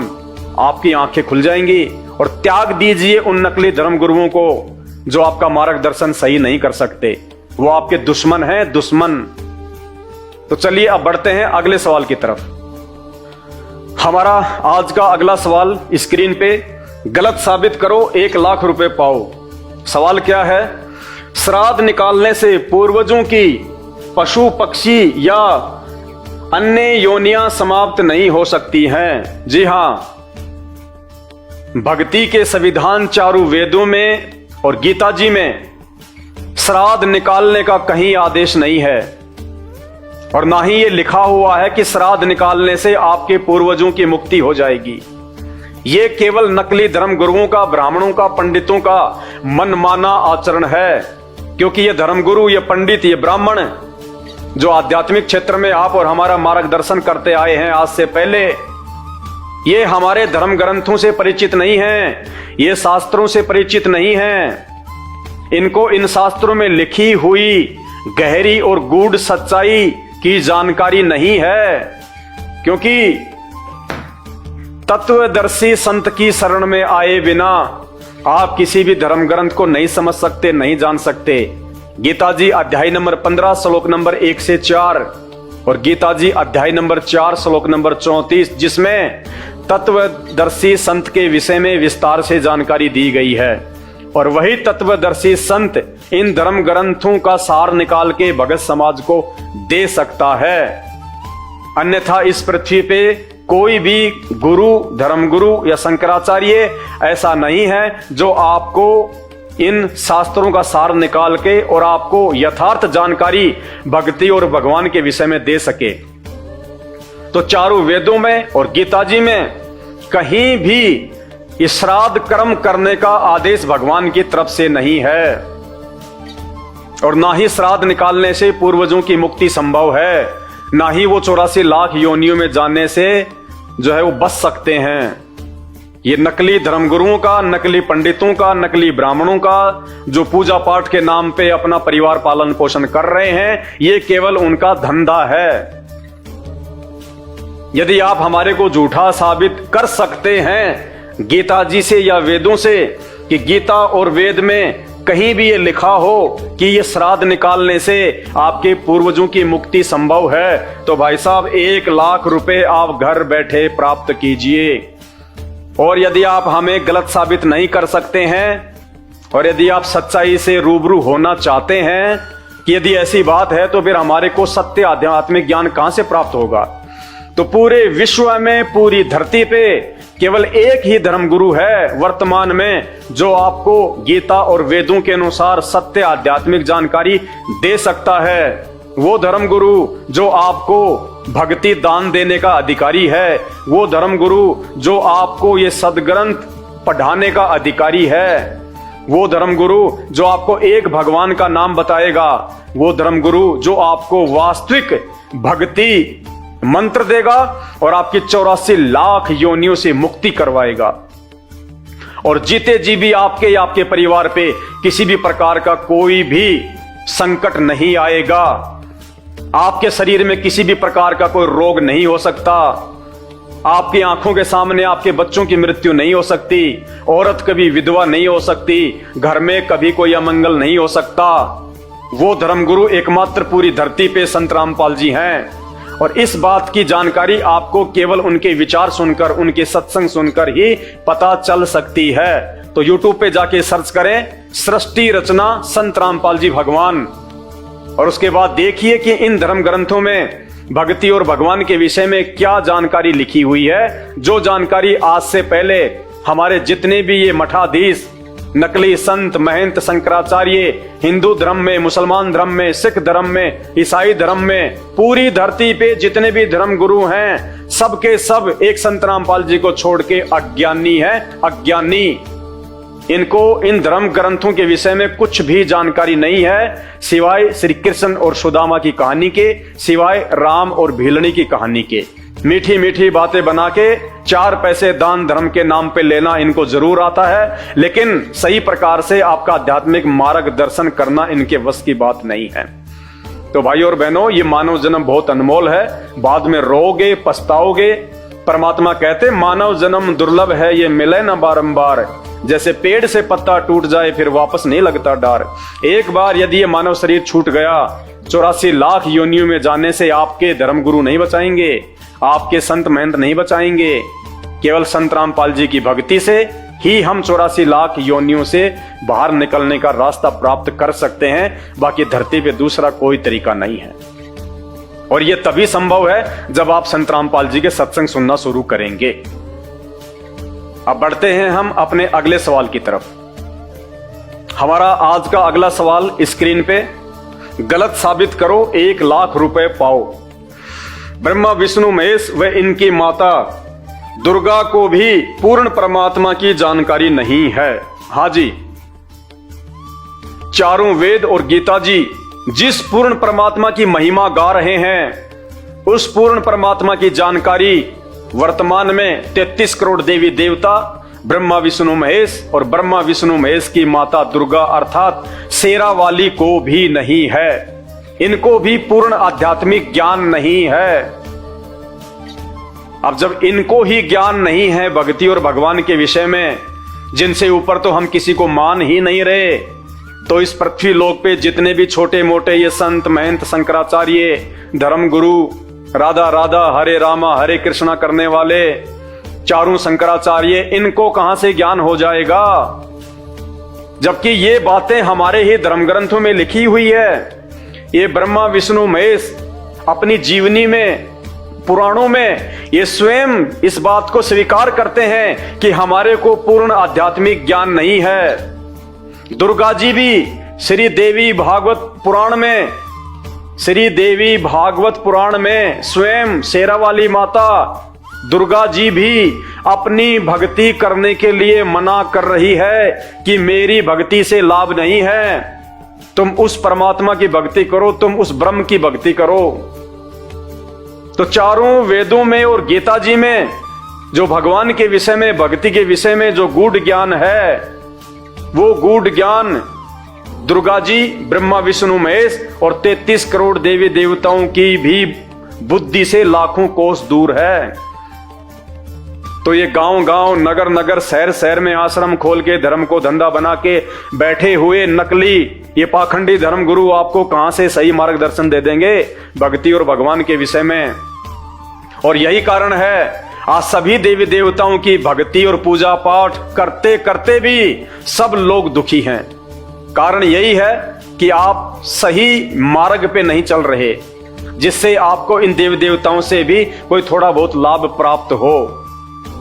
तो यदि इस पॉइंट पे आप हमारे को झूठा साबित कर सकते हैं कि ऐसी कोई बात नहीं है, ब्रह्मा विष्णु महेश को पूर्ण ज्ञान है, दुर्गा जी को तो पूर्ण ज्ञान है, तो आप हमारे को चारों वेदों से और गीता जी से, जो कि भक्ति का विधान है, आप साबित कीजिए और 1 लाख रुपए घर बैठे आप पाइए। कमेंट्स में अपना नंबर, अपना एड्रेस, अपना खाता नंबर भेजिए और 1 लाख रुपए आपके खाते में ट्रांसफर होंगे। और यदि आप हमें गलत साबित नहीं कर पाते हैं और यदि आध्यात्मिक मार्ग के विषय में पूरी जानकारी प्राप्त करना चाहते हैं, अपना अनमोल मानव जीवन धन्य करना चाहते हैं, तो YouTube पे जाके आज ही सर्च करें सृष्टि रचना संत रामपाल जी भगवान।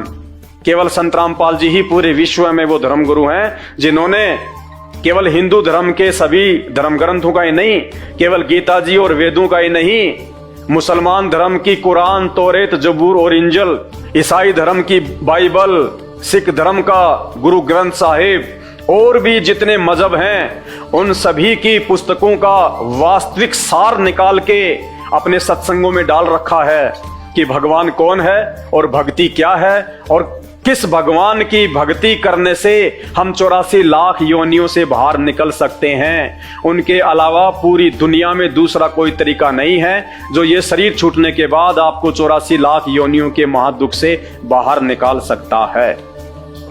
तो कोशिश कीजिए, यदि आपके बस की बात नहीं है तो आप अपने धर्मगुरुओं से सवाल कीजिए। आप उनसे पूछिए कि महाराज जी, आप तो कहते हैं ब्रह्मा विष्णु महेश से बढ़ के कोई है ही नहीं, माता दुर्गा से तो बढ़ के कोई आदि शक्ति है ही नहीं, देवी देवता तो जो है ये पूजा के लायक हैं, जबकि 33 करोड़ देवी देवता ब्रह्मा विष्णु महेश माता दुर्गा चारों वेदों में और गीता जी में इनका नामो निशान तक नहीं है, नामो निशान तक। तो ये परमात्मा कहां से हो गए? वो परमात्मा कौन है जो पूजा के लायक है, जो इबादत के लायक है और जिसकी भक्ति से हमारा मानव जन्म धन्य होगा, हम 84 लाख योनियों से मुक्ति पाएंगे। इसकी जानकारी सिर्फ और सिर्फ आपको संत रामपाल जी के सत्संग सुनने से ही मिलेगी। धरती पे दूसरा कोई तरीका, कोई उपाय नहीं है। तो आज ही YouTube पे जाके सर्च कीजिए, सृष्टि रचना संत रामपाल जी भगवान, आपकी आंखें खुलने वाली हैं। तो चलिए अब आगे बढ़ते हैं हमारे अगले सवाल की तरफ। आज का हमारा अगला सवाल स्क्रीन पे, गलत साबित करो 1 लाख रुपए पाओ। श्री राम व श्री कृष्ण जी का धर्म हिंदू था। जी हां, यदि आप ये साबित कर देते हैं कि श्री राम और श्री कृष्ण जी का हिंदू धर्म था, या उनका जन्म हिंदू धर्म में हुआ था, या उनके माता पिता हिंदू थे, या उनके पूर्वज हिंदू थे, तो आप 1 लाख रुपए घर बैठे प्राप्त कर सकते हैं। यदि किसी भी धर्म ग्रंथ में, यदि रामायण में, रामचरितमानस में, चारों वेदों में, गीता जी में, यदि आप ये साबित कर दो कि श्री रामचंद्र जी का धर्म हिंदू था, 1 लाख रुपए आप पा सकते हैं घर बैठे। और यदि आप साबित नहीं कर सकते हैं तो अपने धर्मगुरुओं से पूछिए, जिन गुरुओं की आपने शरण ले रखी है, जिनको आप पूर्ण ज्ञानी मानते हैं, जो आपको मीठी मीठी कथा और कहानियां सुनाते हैं, जिनको आप हजारों लाखों की संख्या में दान धर्म करते हैं, तो ऐसे समय में भी यदि आपके गुरुजी आपके काम नहीं आए तो कौन से दिन काम आएंगे? तो अपने गुरुजी से प्रार्थना कीजिए कि हे गुरुदेव, हे प्रकांड ज्ञाता, हे सारे शास्त्रों के मर्मज्ञ, मुझे 1 लाख रुपए जीतने का मौका मिल रहा है, आप मेरी मदद कीजिए और मुझे बताइए कि श्री राम और श्री कृष्ण जी का धर्म क्या था।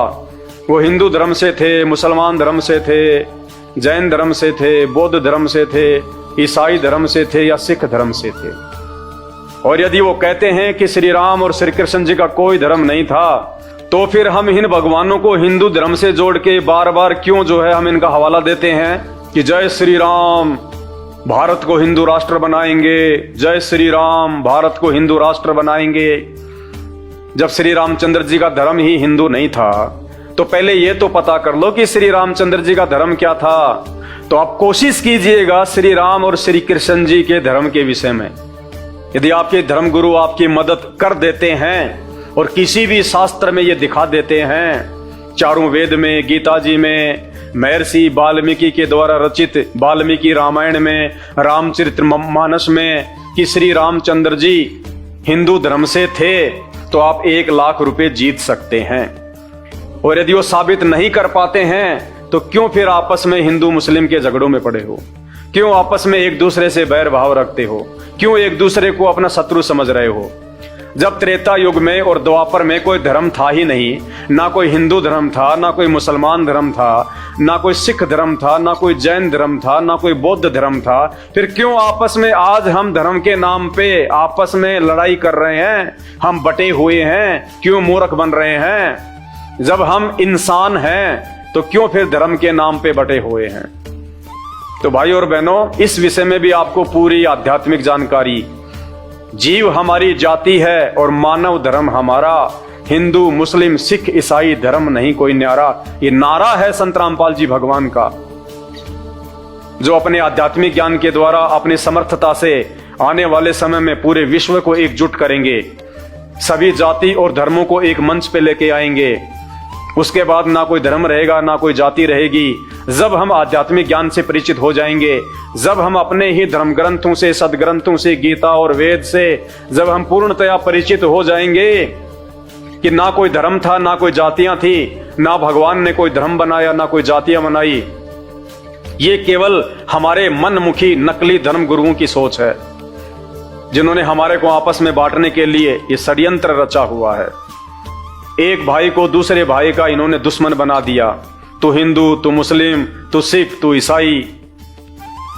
तो भाई और बहनों, जब तक आप संत रामपाल जी के यूट्यूब पे जाके सत्संग सुनना शुरू नहीं करेंगे, और विशेषकर सृष्टि रचना यूट्यूब पे जाके सर्च करें, सृष्टि रचना संत रामपाल जी भगवान, आपको पता चलेगा ना कोई जातियां थी, ना कोई धर्म था।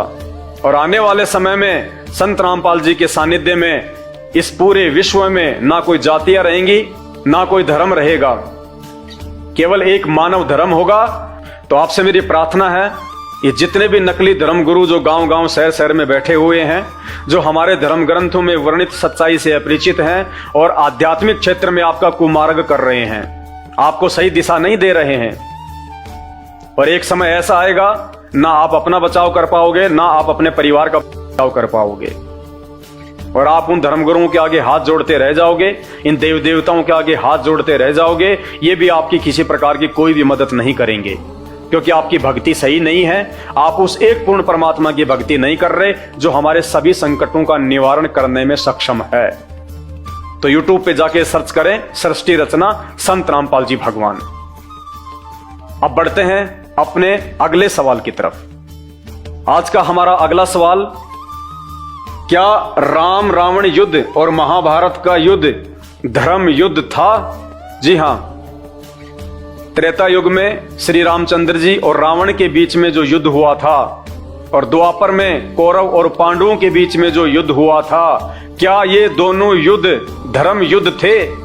क्या इन दोनों युद्धों को धर्म युद्ध की संज्ञा दी जा सकती है, जिसमें इतनी बड़ी संख्या में जनसंहार हुआ था? क्या इससे किसी का भला हुआ? जी नहीं। ना ही तो श्री राम और रावण के बीच में जो युद्ध हुआ था वो कोई धर्म युद्ध था, और ना ही कौरव और पांडवों के बीच में जो युद्ध हुआ था वो धर्म युद्ध था।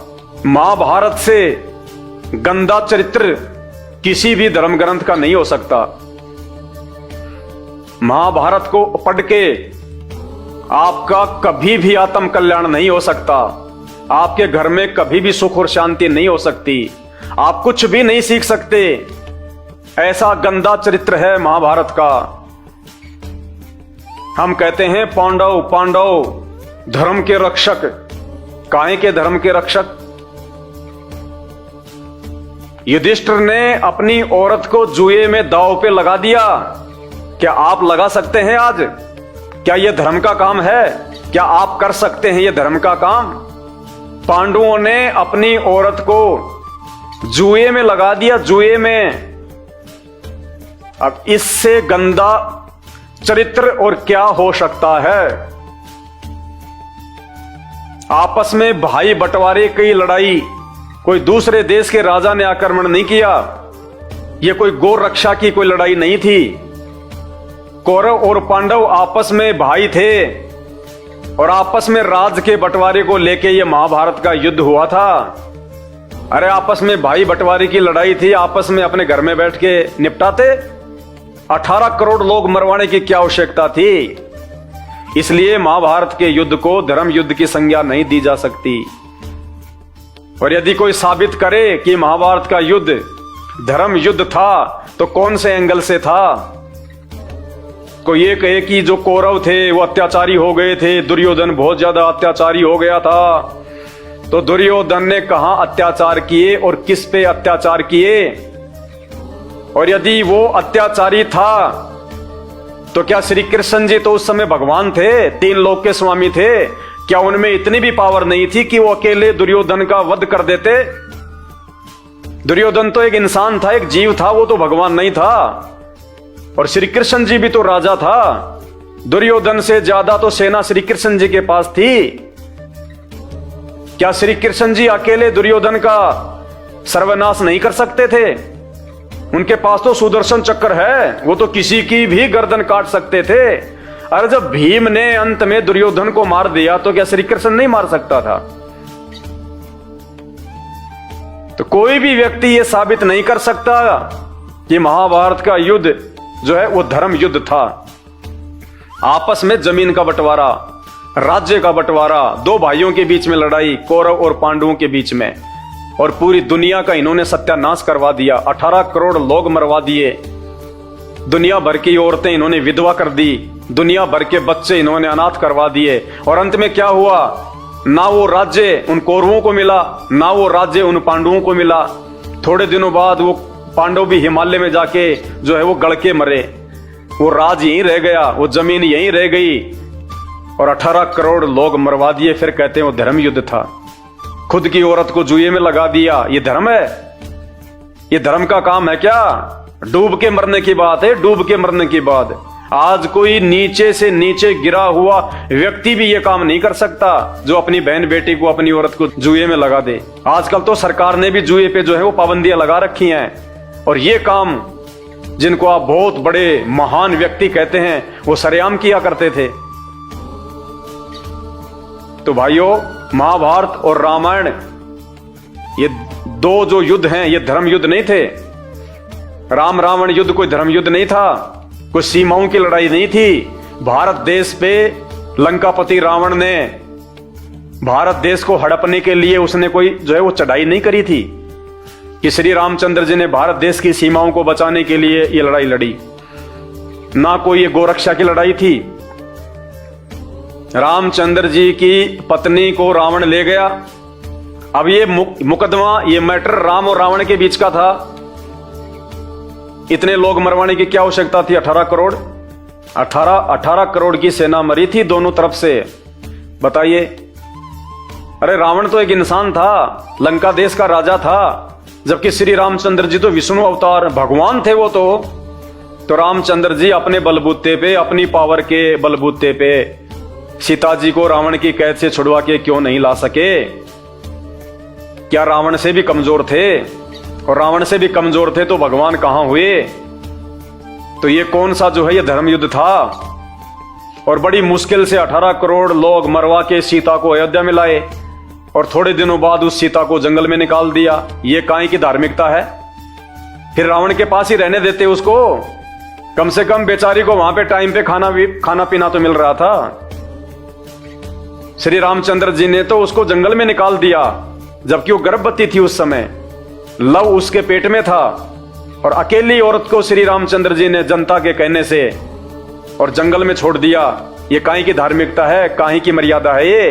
क्या आप निकाल सकते हैं अपनी औरत को इस प्रकार से? तो ये कोई धर्म युद्ध नहीं थे। ये बहुत बड़ा उस काल का षड्यंत्र है, जो दुर्गा का पति है, जो ब्रह्मा विष्णु महेश का बाप है। ये बहुत भयंकर षड्यंत्र है उसका। ये तीनों देवता उसी के लिए काम करते हैं, ब्रह्मा विष्णु महेश।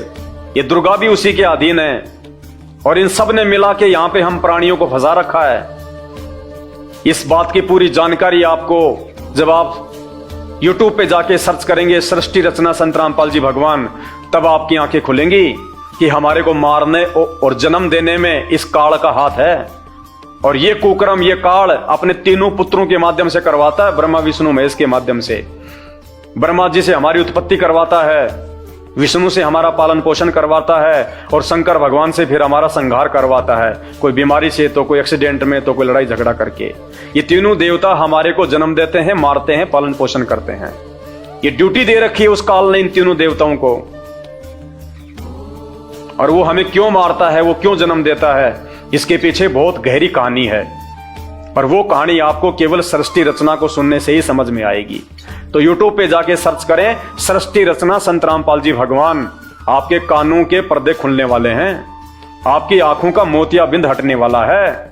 और उसके बाद में आप धिक्कारोगे इन नकली धर्मगुरुओं को, जो आज से पहले आपको मीठी मीठी राम और भिलनी की, श्री कृष्ण और सुदामा की मीठी मीठी कथा कहानियां सुना के आपका जीवन बर्बाद कर रहे थे। आपको वो वास्तविकता, वो सार, वो निष्कर्ष इन धर्म ग्रंथों का नहीं बताया कि मानव जन्म हमारे को क्यों मिलता है। और भक्ति और भगवान की यथार्थ जानकारी हमारे ग्रंथों में है, गीता जी में है, चारों वेदों में है। ये इन्होंने आज तक नहीं बताई। आज तक ये 33 करोड़ देवी देवताओं में से एक भगवान नहीं बता पाए कि एक भगवान जो सबके ऊपर है, जो सर्वशक्तिशाली है, जिसकी भक्ति से हमारे को मुक्ति मिल सकती है, 84 लाख योनियों से हम बाहर निकल सकते हैं। आज तक इन्होंने नहीं बताया। तो काहे के धर्मगुरु और काहे का इनको ज्ञान। तो भाई और बहनों, ये धर्मगुरु नहीं है, ये सत्यानाश गुरु हैं। ये आपका जीवन बर्बाद कर रहे हैं। यदि आप अपना भला चाहते हो, अपने परिवार का भला चाहते हो और मरने के बाद 84 लाख योनियों में नहीं जाना चाहते हो, तो आपके पास वर्तमान में पूरी धरती पे केवल एक ही ऑप्शन है, केवल संत रामपाल जी के सत्संग। और सत्संग सुन के जितना जल्दी हो सके उनकी शरण में आ जाओ और उनके अनुसार इन शास्त्रों में वर्णित यथार्थ भक्ति विधि को शुरू कर दो। और फिर देखो, तुम्हारे को इस शरीर में रहते सहते भी वो सुख मिलेंगे जिसकी कोई गिनती नहीं की जा सकती। बाकी आपके अपने बुद्धि और अपने विवेक के ऊपर है। दबाव किसी पे नहीं दिया जा सकता, केवल आपको जानकारी दी जा सकती है। तो चलिए अब बढ़ते हैं हम अपने अगले सवाल की तरफ। आज का हमारा अगला सवाल, गलत साबित करो 1 लाख रुपए पाओ। सवाल क्या है? साबित करो हजरत मोहम्मद जी मुसलमान, ईसा मसीह ईसाई, नानक जी सिख, महावीर स्वामी जैन और गौतम बुद्ध धर्म में पैदा हुए थे। जी हां, आप कोशिश कीजिए या आप अपने धर्म गुरुओं से पूछिए। यदि आप मुसलमान धर्म से संबंधित हैं तो अपने मुल्ला और मौलवियों से पूछिए। यदि आप हिंदू धर्म से संबंधित हैं तो अपने धर्म गुरुओं से, शंकराचार्यों से जो है पूछिए। यदि आप सिख समाज से संबंधित हैं तो अपने गुरु साहिबानों से पूछिए जो आपका आध्यात्मिक रूप से मार्गदर्शन कर रहे हैं। सवाल ध्यान से पढ़ लीजिए। साबित करो हजरत मोहम्मद जी मुसलमान थे। यदि आप ये साबित कर सकते हैं कि हजरत मोहम्मद मुसलमान धर्म में पैदा हुए थे या उनका धर्म मुसलमान था या उनके माता पिता का धर्म मुसलमान था, तो आप 1 लाख रुपए जीत सकते हैं। क्योंकि भक्ति का विधान, भक्ति का संविधान चारों वेद और गीता जी हैं। क्योंकि जिस समय द्वापर युग में, महाभारत के समय, कुरुक्षेत्र के मैदान में गीता जी का ज्ञान दिया गया था, उस समय धरती पे कोई भी धर्म मौजूद नहीं था, सब इंसान थे। तो गीता जी का ज्ञान वर्तमान में सभी धर्मों के लिए है। द्वापर युग के बाद में ये धर्म बने हैं। द्वापर युग के बाद में हम लोग इंसान से धर्मों में आपस में हमारा बंटवारा हुआ है, वरना पहले हम सब इंसान थे, हमारे पूर्वज एक ही थे।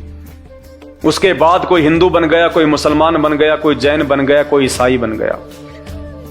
तो यदि आप साबित कर सकते हैं कि हजरत मोहम्मद जी का जन्म मुसलमान धर्म में हुआ था, तो आप 1 लाख रुपए जीत सकते हैं। कोशिश कीजिए, अपने धर्मगुरुओं के पास जाइए, उनके सामने सवाल रखिए कि महाराज जी, यूट्यूब पे एक वीडियो आया है, संत रामपाल जी भगवान का एक भगत है, वो सवाल कर रहा है और सवाल के जवाब में 1 लाख रुपया भी दे रहा है। वो कह रहा है यदि हजरत मोहम्मद का जन्म मुसलमान धर्म में हुआ था तो आप अपनी कुरान शरीफ से साबित कर दीजिए, चारों वेदों से साबित कर दीजिए, गीता जी से साबित कर दीजिए कि हजरत मोहम्मद का जन्म मुसलमान धर्म में हुआ था। नहीं कर पाएंगे, क्योंकि सब जानते हैं, सबको पता है कि मुसलमान धर्म हजरत मोहम्मद जी ने चलाया था। मुसलमान धर्म के प्रवर्तक हजरत मोहम्मद जी हैं। अरे जब हजरत मोहम्मद जी ने मुसलमान धर्म को चलाया था तो फिर हजरत मोहम्मद जी कौन से धर्म में पैदा हुए थे? क्योंकि उन्होंने तो मुसलमान धर्म को जो है वो चलाया था। और उन्होंने मुसलमान धर्म को जो है वो कब चलाया? ये तो है नहीं कि वो पैदा होते ही दूसरे दिन ही उन्होंने मुसलमान धर्म की नींव डाल दी। वो बड़े हुए, शादी वादी हुई, उनको आध्यात्मिक ज्ञान हुआ, उन्होंने लोगों को अपने भगत बनाना शुरू किया। तकरीबन 40-50 साल के बाद उन्होंने मुसलमान धर्म को चलाया। तो फिर मोहम्मद जी कौन से धर्म में पैदा हुए थे? क्योंकि उन्होंने तो पैदा होने के 30, 40, 50 साल के बाद में मुसलमान धर्म चलाया। तो हजरत मोहम्मद जी का जन्म कौन से धर्म में हुआ था? उनके माता पिता कौन से धर्म में थे? जिस समय हजरत मोहम्मद का तो जन्म ही नहीं हुआ था, जिन्होंने मुसलमान धर्म चलाया। तो फिर मुसलमान धर्म को चलाने वाले हजरत मोहम्मद जी के माता पिता का क्या धर्म था? कौन से धर्म में थे? उस समय तो मुसलमान धर्म था ही नहीं। नहीं साबित कर पाओगे और आपके भाग्य में 1 लाख रुपए प्राप्त करना नहीं है।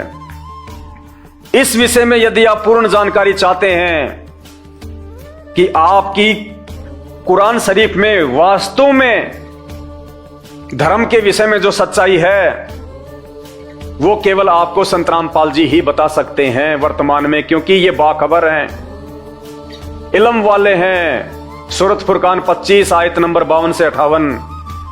हे हजरत मोहम्मद, उस बाखबर से जा पूछ उस अल्लाहु अकबर की जानकारी। कुरान शरीफ कह रही है हजरत मोहम्मद को कि हजरत मोहम्मद, अगर तुझे उस अल्लाहु अकबर की जानकारी चाहिए तो किसी बाखबर से जा पूछ। सूरत फुरकान 25 आयत नंबर 52 से 58। वो बाखबर जिसको गीता जी में तत्वदर्शी संत कहा गया है वो केवल संत रामपाल जी हैं, जो सभी धर्मों के सभी ग्रंथों का आज वर्तमान में यथार्थ ज्ञान दे रहे हैं। उनके अलावा किसी भी धर्म में कोई भी धर्म गुरु उन धर्म ग्रंथों में लिखित सच्चाई आपको नहीं बता सकता, क्योंकि वे बाखबर नहीं हैं, वे तत्वदर्शी संत नहीं हैं। तो कोई भी मुसलमान भाई या मुसलमान धर्म का कोई भी मौलवी या धर्म गुरु अगर ये साबित कर दे कि हजरत मोहम्मद जी का धर्म मुसलमान था तो 1 लाख रुपए आप जीत सकते हैं, क्योंकि जब हजरत मोहम्मद ने ही इस्लाम धर्म चलाया है तो उनका धर्म तो इस्लाम हो ही नहीं सकता। तो भाइयों, इस गलतफहमी से बाहर निकलो। कोई हिंदू नहीं है, कोई मुसलमान नहीं है, कोई जैनी नहीं है, कोई बौद्ध नहीं है, हम सब इंसान हैं। द्वापर से पहले कोई धर्म नहीं था, हम सबके पूर्वज एक ही हैं। द्वापर युग के बाद में हमारे को इस काल के द्वारा मुसलमान धर्म में जिसको शैतान कहते हैं, हिंदू धर्म में जिसको काल कहते हैं, जो दुर्गा जी का पति है, ब्रह्मा विष्णु महेश का बाप है, इसने अपने स्वार्थ के लिए हमारे को यहाँ पे फंसाए रखने के लिए हमारे को सबको आपस में बांट दिया इसने। तो यदि आप वास्तव में सच्चाई जानना चाहते हैं कुरान शरीफ के बारे में तो आप संत रामपाल जी के यूट्यूब पे जाके सत्संग सुनना शुरू कर दीजिए। और मुसलमान धर्म के जाकिर नाइक के साथ में संत रामपाल जी की 3 घंटे की डिबेट का एक वीडियो आपको यूट्यूब पे मिलेगा। जाकिर नाइक वर्सेज संत रामपाल जी ज्ञान चर्चा सर्च कीजिए, आपकी आंखें खुलने वाली हैं। इन मुल्ला मौलवी ने आपको कहां अज्ञानता की नींद में सुला रखा है। आपको यदि अपने धर्म ग्रंथ की यथार्थ जानकारी चाहिए, कुरान शरीफ की यथार्थ जानकारी चाहिए कि वो अल्लाहु अकबर कौन है, वो अल्लाहु कबीर कौन है, वो बड़ा भगवान कौन है, केवल संत रामपाल जी ही आपको बता सकते हैं, क्योंकि ये अंतिम पैगंबर हैं। सभी धर्मों के अंतिम पैगंबर हैं संत रामपाल जी। इस भूल में मत जीना कि हजरत मोहम्मद जी मुसलमान धर्म के अंतिम पैगंबर थे, नहीं। आज वर्तमान में पूरे विश्व का अंतिम पैगंबर संत रामपाल जी भगवान हैं, जो सभी धर्मों के सभी सदग्रंथों को खोल खोल के बता रहे हैं। इनके अलावा विश्व के किसी भी धर्मगुरु के पास में किसी भी धर्म ग्रंथ की कोई यथार्थ जानकारी नहीं है, ना वो दे सकते हैं, क्योंकि वो अधिकारी ही नहीं है। तो इसी प्रकार जो ईसाई धर्म को मानने वाले हैं उनसे मेरी प्रार्थना है, आप ये साबित कीजिए कि जो ईसा मसीह थे उनका धर्म ईसाई था और 1 लाख रुपए जीतिए। यदि आप ये साबित कर देते हैं कि ईसा मसीह जी का धर्म ईसाई था, वो ईसाई धर्म में पैदा हुए थे, तो आप 1 लाख रुपए जीत सकते हैं। लेकिन आप भी साबित नहीं कर पाएंगे, क्योंकि आप सब जानते हैं कि ईसाई धर्म की स्थापना हजरत ईसा जी ने की, यानी ईसा मसीह ने की। तो फिर ईसा मसीह जी का जन्म कौन से धर्म में हुआ था? जब ईसा मसीह ने आगे चल के ईसाई धर्म की नींव डाली, तो फिर ईसा मसीह जी कौन से धर्म में पैदा हुए थे? उनका धर्म क्या था? उनके माता पिता का धर्म क्या था? इसलिए ईसाई भाइयों से भी मेरी प्रार्थना है, इस गलतफहमी से बाहर निकलो। ना ही तो ईसा मसीह कोई पूर्ण परमात्मा है, ना कोई पूर्ण शक्ति है। अरे पूर्ण परमात्मा की अंतिम समय में ऐसे पीड़ादायक मौत नहीं होती कि उनके शरीर में वो कील ठोक दी जाए। कौन भक्ति करेगा भगवान की ऐसी दुर्गति देख के? वो आप और हमारी तरह जीव थे, भगवान विष्णु के लोक से आए हुए थे। जैसे राम और कृष्ण थे, ऐसे ही ईसा मसीह भी भगवान विष्णु के अवतार थे। क्योंकि ये पूरी जो सृष्टि है, जो ये 3 लोक ये केवल ब्रह्मा विष्णु महेश के माध्यम से ये दुर्गा, और दुर्गा के माध्यम से काल, और काल के माध्यम से वो पूर्ण परमात्मा चला रहा है। पूर्ण परमात्मा जिसकी जानकारी ब्रह्मा विष्णु महेश को भी नहीं है, तो ईसा मसीह को कहां से जानकारी हो जाएगी? तुम ही कहते हो कि वो परमेश्वर के पुत्र थे, वो परमेश्वर के पुत्र थे, तो परमेश्वर तो नहीं हुआ ना, परमेश्वर का वो पुत्र हुआ ना। तो तुम्हारे अनुसार वो परमेश्वर कौन है? काल, जो ब्रह्मा विष्णु महेश का बाप है, और ये उसके पुत्र हैं, ये उसके अंश अवतार हैं। ये हजरत मोहम्मद, ईसा मसीह, ब्रह्मा विष्णु महेश, राम कृष्ण। हजरत मोहम्मद भी भगवान शंकर के लोक से आए थे, भगवान शंकर ने भेजा था उनको, जैसे भगवान विष्णु ने राम और श्री कृष्ण को भेजा था। तो ये पूरा जो कंसेप्ट है ये आपको सृष्टि रचना से ही समझ में आएगा। अगर आपने सृष्टि रचना नहीं सुनी तो आप जिंदगी में कभी नहीं समझ पाओगे भक्ति और भगवान के विषय में। और यदि सृष्टि रचना सुन ली तो चुटकी बजाते समझ में आएगा आपके कि क्या माजरा है। आज से पहले देश और दुनिया के लिए जो पहाड़ जैसी समस्या बनी हुई थी, भगवान और भक्ति के विषय में पूरी सही जानकारी संत रामपाल जी ने चुटकियों में सुलझा दी। चुटकियों में दिखा दिखा के, इन नकली धर्म गुरुओं की तरह खाली मनमुखी रूप से नहीं बोलते। अगर मुसलमान धर्म के विषय में कोई उन्होंने जानकारी दी है तो मुसलमान धर्म की सभी पुस्तकों में दिखा के दी है, तौरेत, जबूर, इंजल और कुरान शरीफ से। अगर हिंदू धर्म की उन्होंने जानकारी दी है कि पूर्ण परमात्मा कौन है, सही भक्ति क्या है, तो उन्होंने चारों वेदों को दिखाया है, गीता जी को दिखाया है, 18 पुराणों को दिखाया है। इसी प्रकार बाइबल से उन्होंने ईसाई धर्म की सारी सच्चाई बताई है। गुरु ग्रंथ साहिब से उन्होंने सिख समाज की पूरी सच्चाई बताई है। तो साबित कीजिएगा आप सभी भाई बहन। इसी प्रकार महावीर स्वामी जी को मानने वाले वर्तमान के जो जैन समाजी हैं, आप लोग साबित कीजिए कि महावीर स्वामी का जन्म जैन धर्म में हुआ था। 1 लाख रुपए मिलेंगे आपको, 1 लाख रुपए। लेकिन आप भी साबित नहीं कर पाएंगे। क्यों? क्योंकि आप लोगों के अनुसार महावीर स्वामी ने तो जैन धर्म चलाया है। तो फिर महावीर स्वामी जी का जन्म कौन से धर्म में हुआ था? अगर उन्होंने ही जैन धर्म चलाया है तो उनका जन्म कौन से धर्म में हुआ था? उनके माता पिता का क्या धर्म था? उनके माता पिता तो जैन हो ही नहीं सकते। जब उनके बेटे ने कोई धर्म चलाया है तो उनके माता पिता तो जैनी हो ही नहीं सकते। इसी प्रकार गौतम बुद्ध, जिनको हम महात्मा बुद्ध कहते हैं, उनके जितने भी मानने वाले हैं, फॉलोवर हैं, वो भी ये साबित नहीं कर सकते कि महात्मा बुद्ध का धर्म जो है बौद्ध धर्म था। क्योंकि ये जो बुद्ध शब्द है ये तो उनके जन्म के बाद में शुरू हुआ है। आप भी 1 लाख रुपए प्राप्त नहीं कर सकते, क्योंकि आप भी साबित नहीं कर सकते कि गौतम बुद्ध का जन्म जो है वो बौद्ध धर्म में हुआ था। क्योंकि बौद्ध धर्म की स्थापना तो गौतम बुद्ध ने की थी। तो फिर उनका जन्म कौन से धर्म में हुआ था? उनके माता पिता का क्या धर्म था? बौद्ध धर्म तो हो ही नहीं सकता। आप भी 1 लाख रुपया नहीं जीत सकते। तो ये यथार्थ जानकारी आपको पूरी विश्व में, पूरी दुनिया में केवल संत रामपाल जी दे सकते हैं। और उन्हीं की दी हुई जानकारी ये दास आपको बता रहा है, क्योंकि आज से पहले ये जानकारी किसी के पास थी नहीं।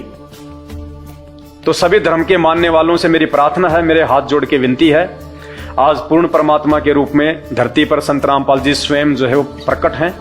आप उनके सत्संग सुनिए। और विशेषकर जब आप YouTube पे जाएं तो YouTube पे जब तक आप उनके द्वारा बताई गई सृष्टि रचना को नहीं पढ़ेंगे, नहीं समझेंगे, तब तक आपको किसी भी धर्म का कोई भी धर्म ग्रंथ समझ में नहीं आएगा। भाई और बहनों, 2 घंटे से मुझे थूक बिलोने का कोई शौक नहीं है। आप भी अपने कीमती समय में से थोड़ा बहुत समय निकाल के ये वीडियो देख रहे हैं, तो ये वीडियो देखने का फायदा उसी समय है जब आप संत रामपाल जी के सत्संग सुनना शुरू करें। क्योंकि आज इस पूरी धरती पर केवल एक ही परम संत है, बाकी कोई संत इस धरती पे नहीं है। और जितने भी संत हैं ये धर्म गुरु हैं, इनको अपने स्वयं के धर्म के विषय में पूरी जानकारी नहीं है। इनको स्वयं के धर्म ग्रंथों के विषय में पूरी जानकारी नहीं है। हिंदू धर्म गुरुओं को गीता जी और वेदों के विषय में पूरी और सच्ची जानकारी नहीं है। मुल्ला और मौलवियों को मुसलमान धर्म के विषय में, कुरान शरीफ के विषय में, तौरेत, जबूर और इंजल के विषय में पूरी जानकारी नहीं है। जितने भी पादरी और पास्टर हैं, इनको बाइबल के विषय में पूरी जानकारी नहीं है। सिखों को गुरु ग्रंथ साहिब के विषय में जानकारी नहीं है। ना ही बौद्ध और जैन समाज को अपने अपने धर्म ग्रंथों की जानकारी है। ये सारी जानकारी संत रामपाल जी ने सभी धर्म के मानने वालों को दी है। आपने उनके सत्संग सुनने पड़ेंगे और सत्संग सुन के आप विचार कीजिए कि आपको मानव जन्म क्यों मिला है।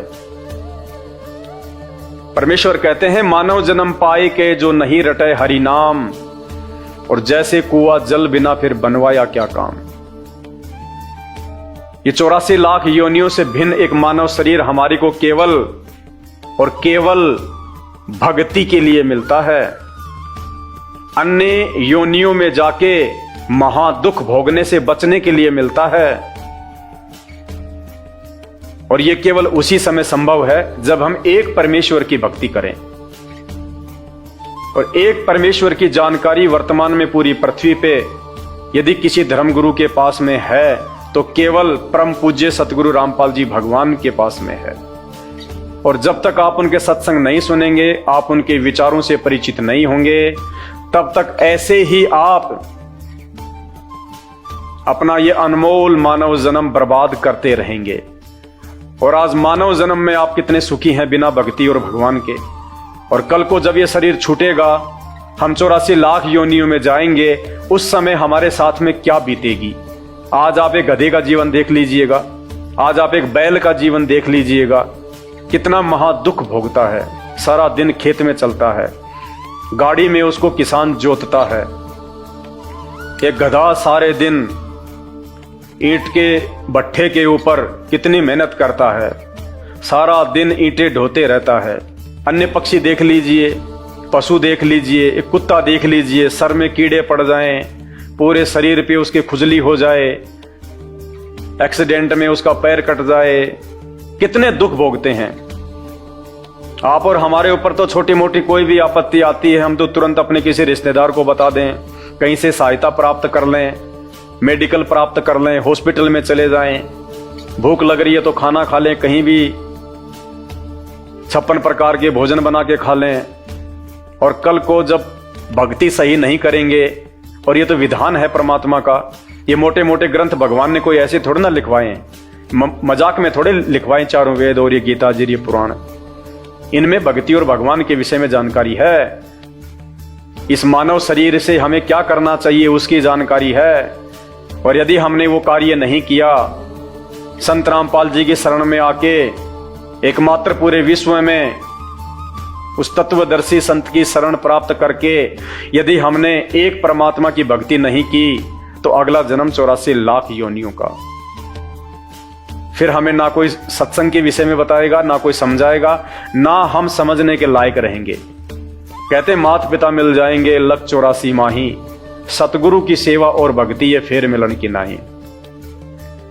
आज अनजाने में लोग कहते हैं माता पिता ही हमारे गुरु हैं, माता पिता ही हमारे गुरु हैं। बहुत अच्छी बात है, वो भी गुरु हैं, उन्होंने भी आपको जीवन जीना सिखाया है, बचपन में आपको शिक्षाएं दी हैं। लेकिन बिना आध्यात्मिक गुरु के वो माता पिता भी मरने के बाद 84 लाख योनियों में जाएंगे, और आप भी 84 लाख योनियों में जाएंगे। वहां पे ना आपको मां बचाएगी, ना आपको वो पिता बचाएगा।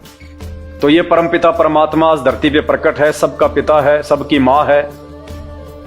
ये हमें सत्य आध्यात्मिक ज्ञान देके 84 लाख योनियों से भी बचाएंगे। और इस शरीर में रहते सहते यदि हमारे ऊपर कोई संकट आना होगा, कोई परेशानी या कोई दुख आना होगा, हमारे कोई प्रारब्ध का, हमारे कोई पूर्व जन्मों के कुकर्मों का, उसको भी संत रामपाल जी अपनी भक्ति से काटने में समर्थ हैं।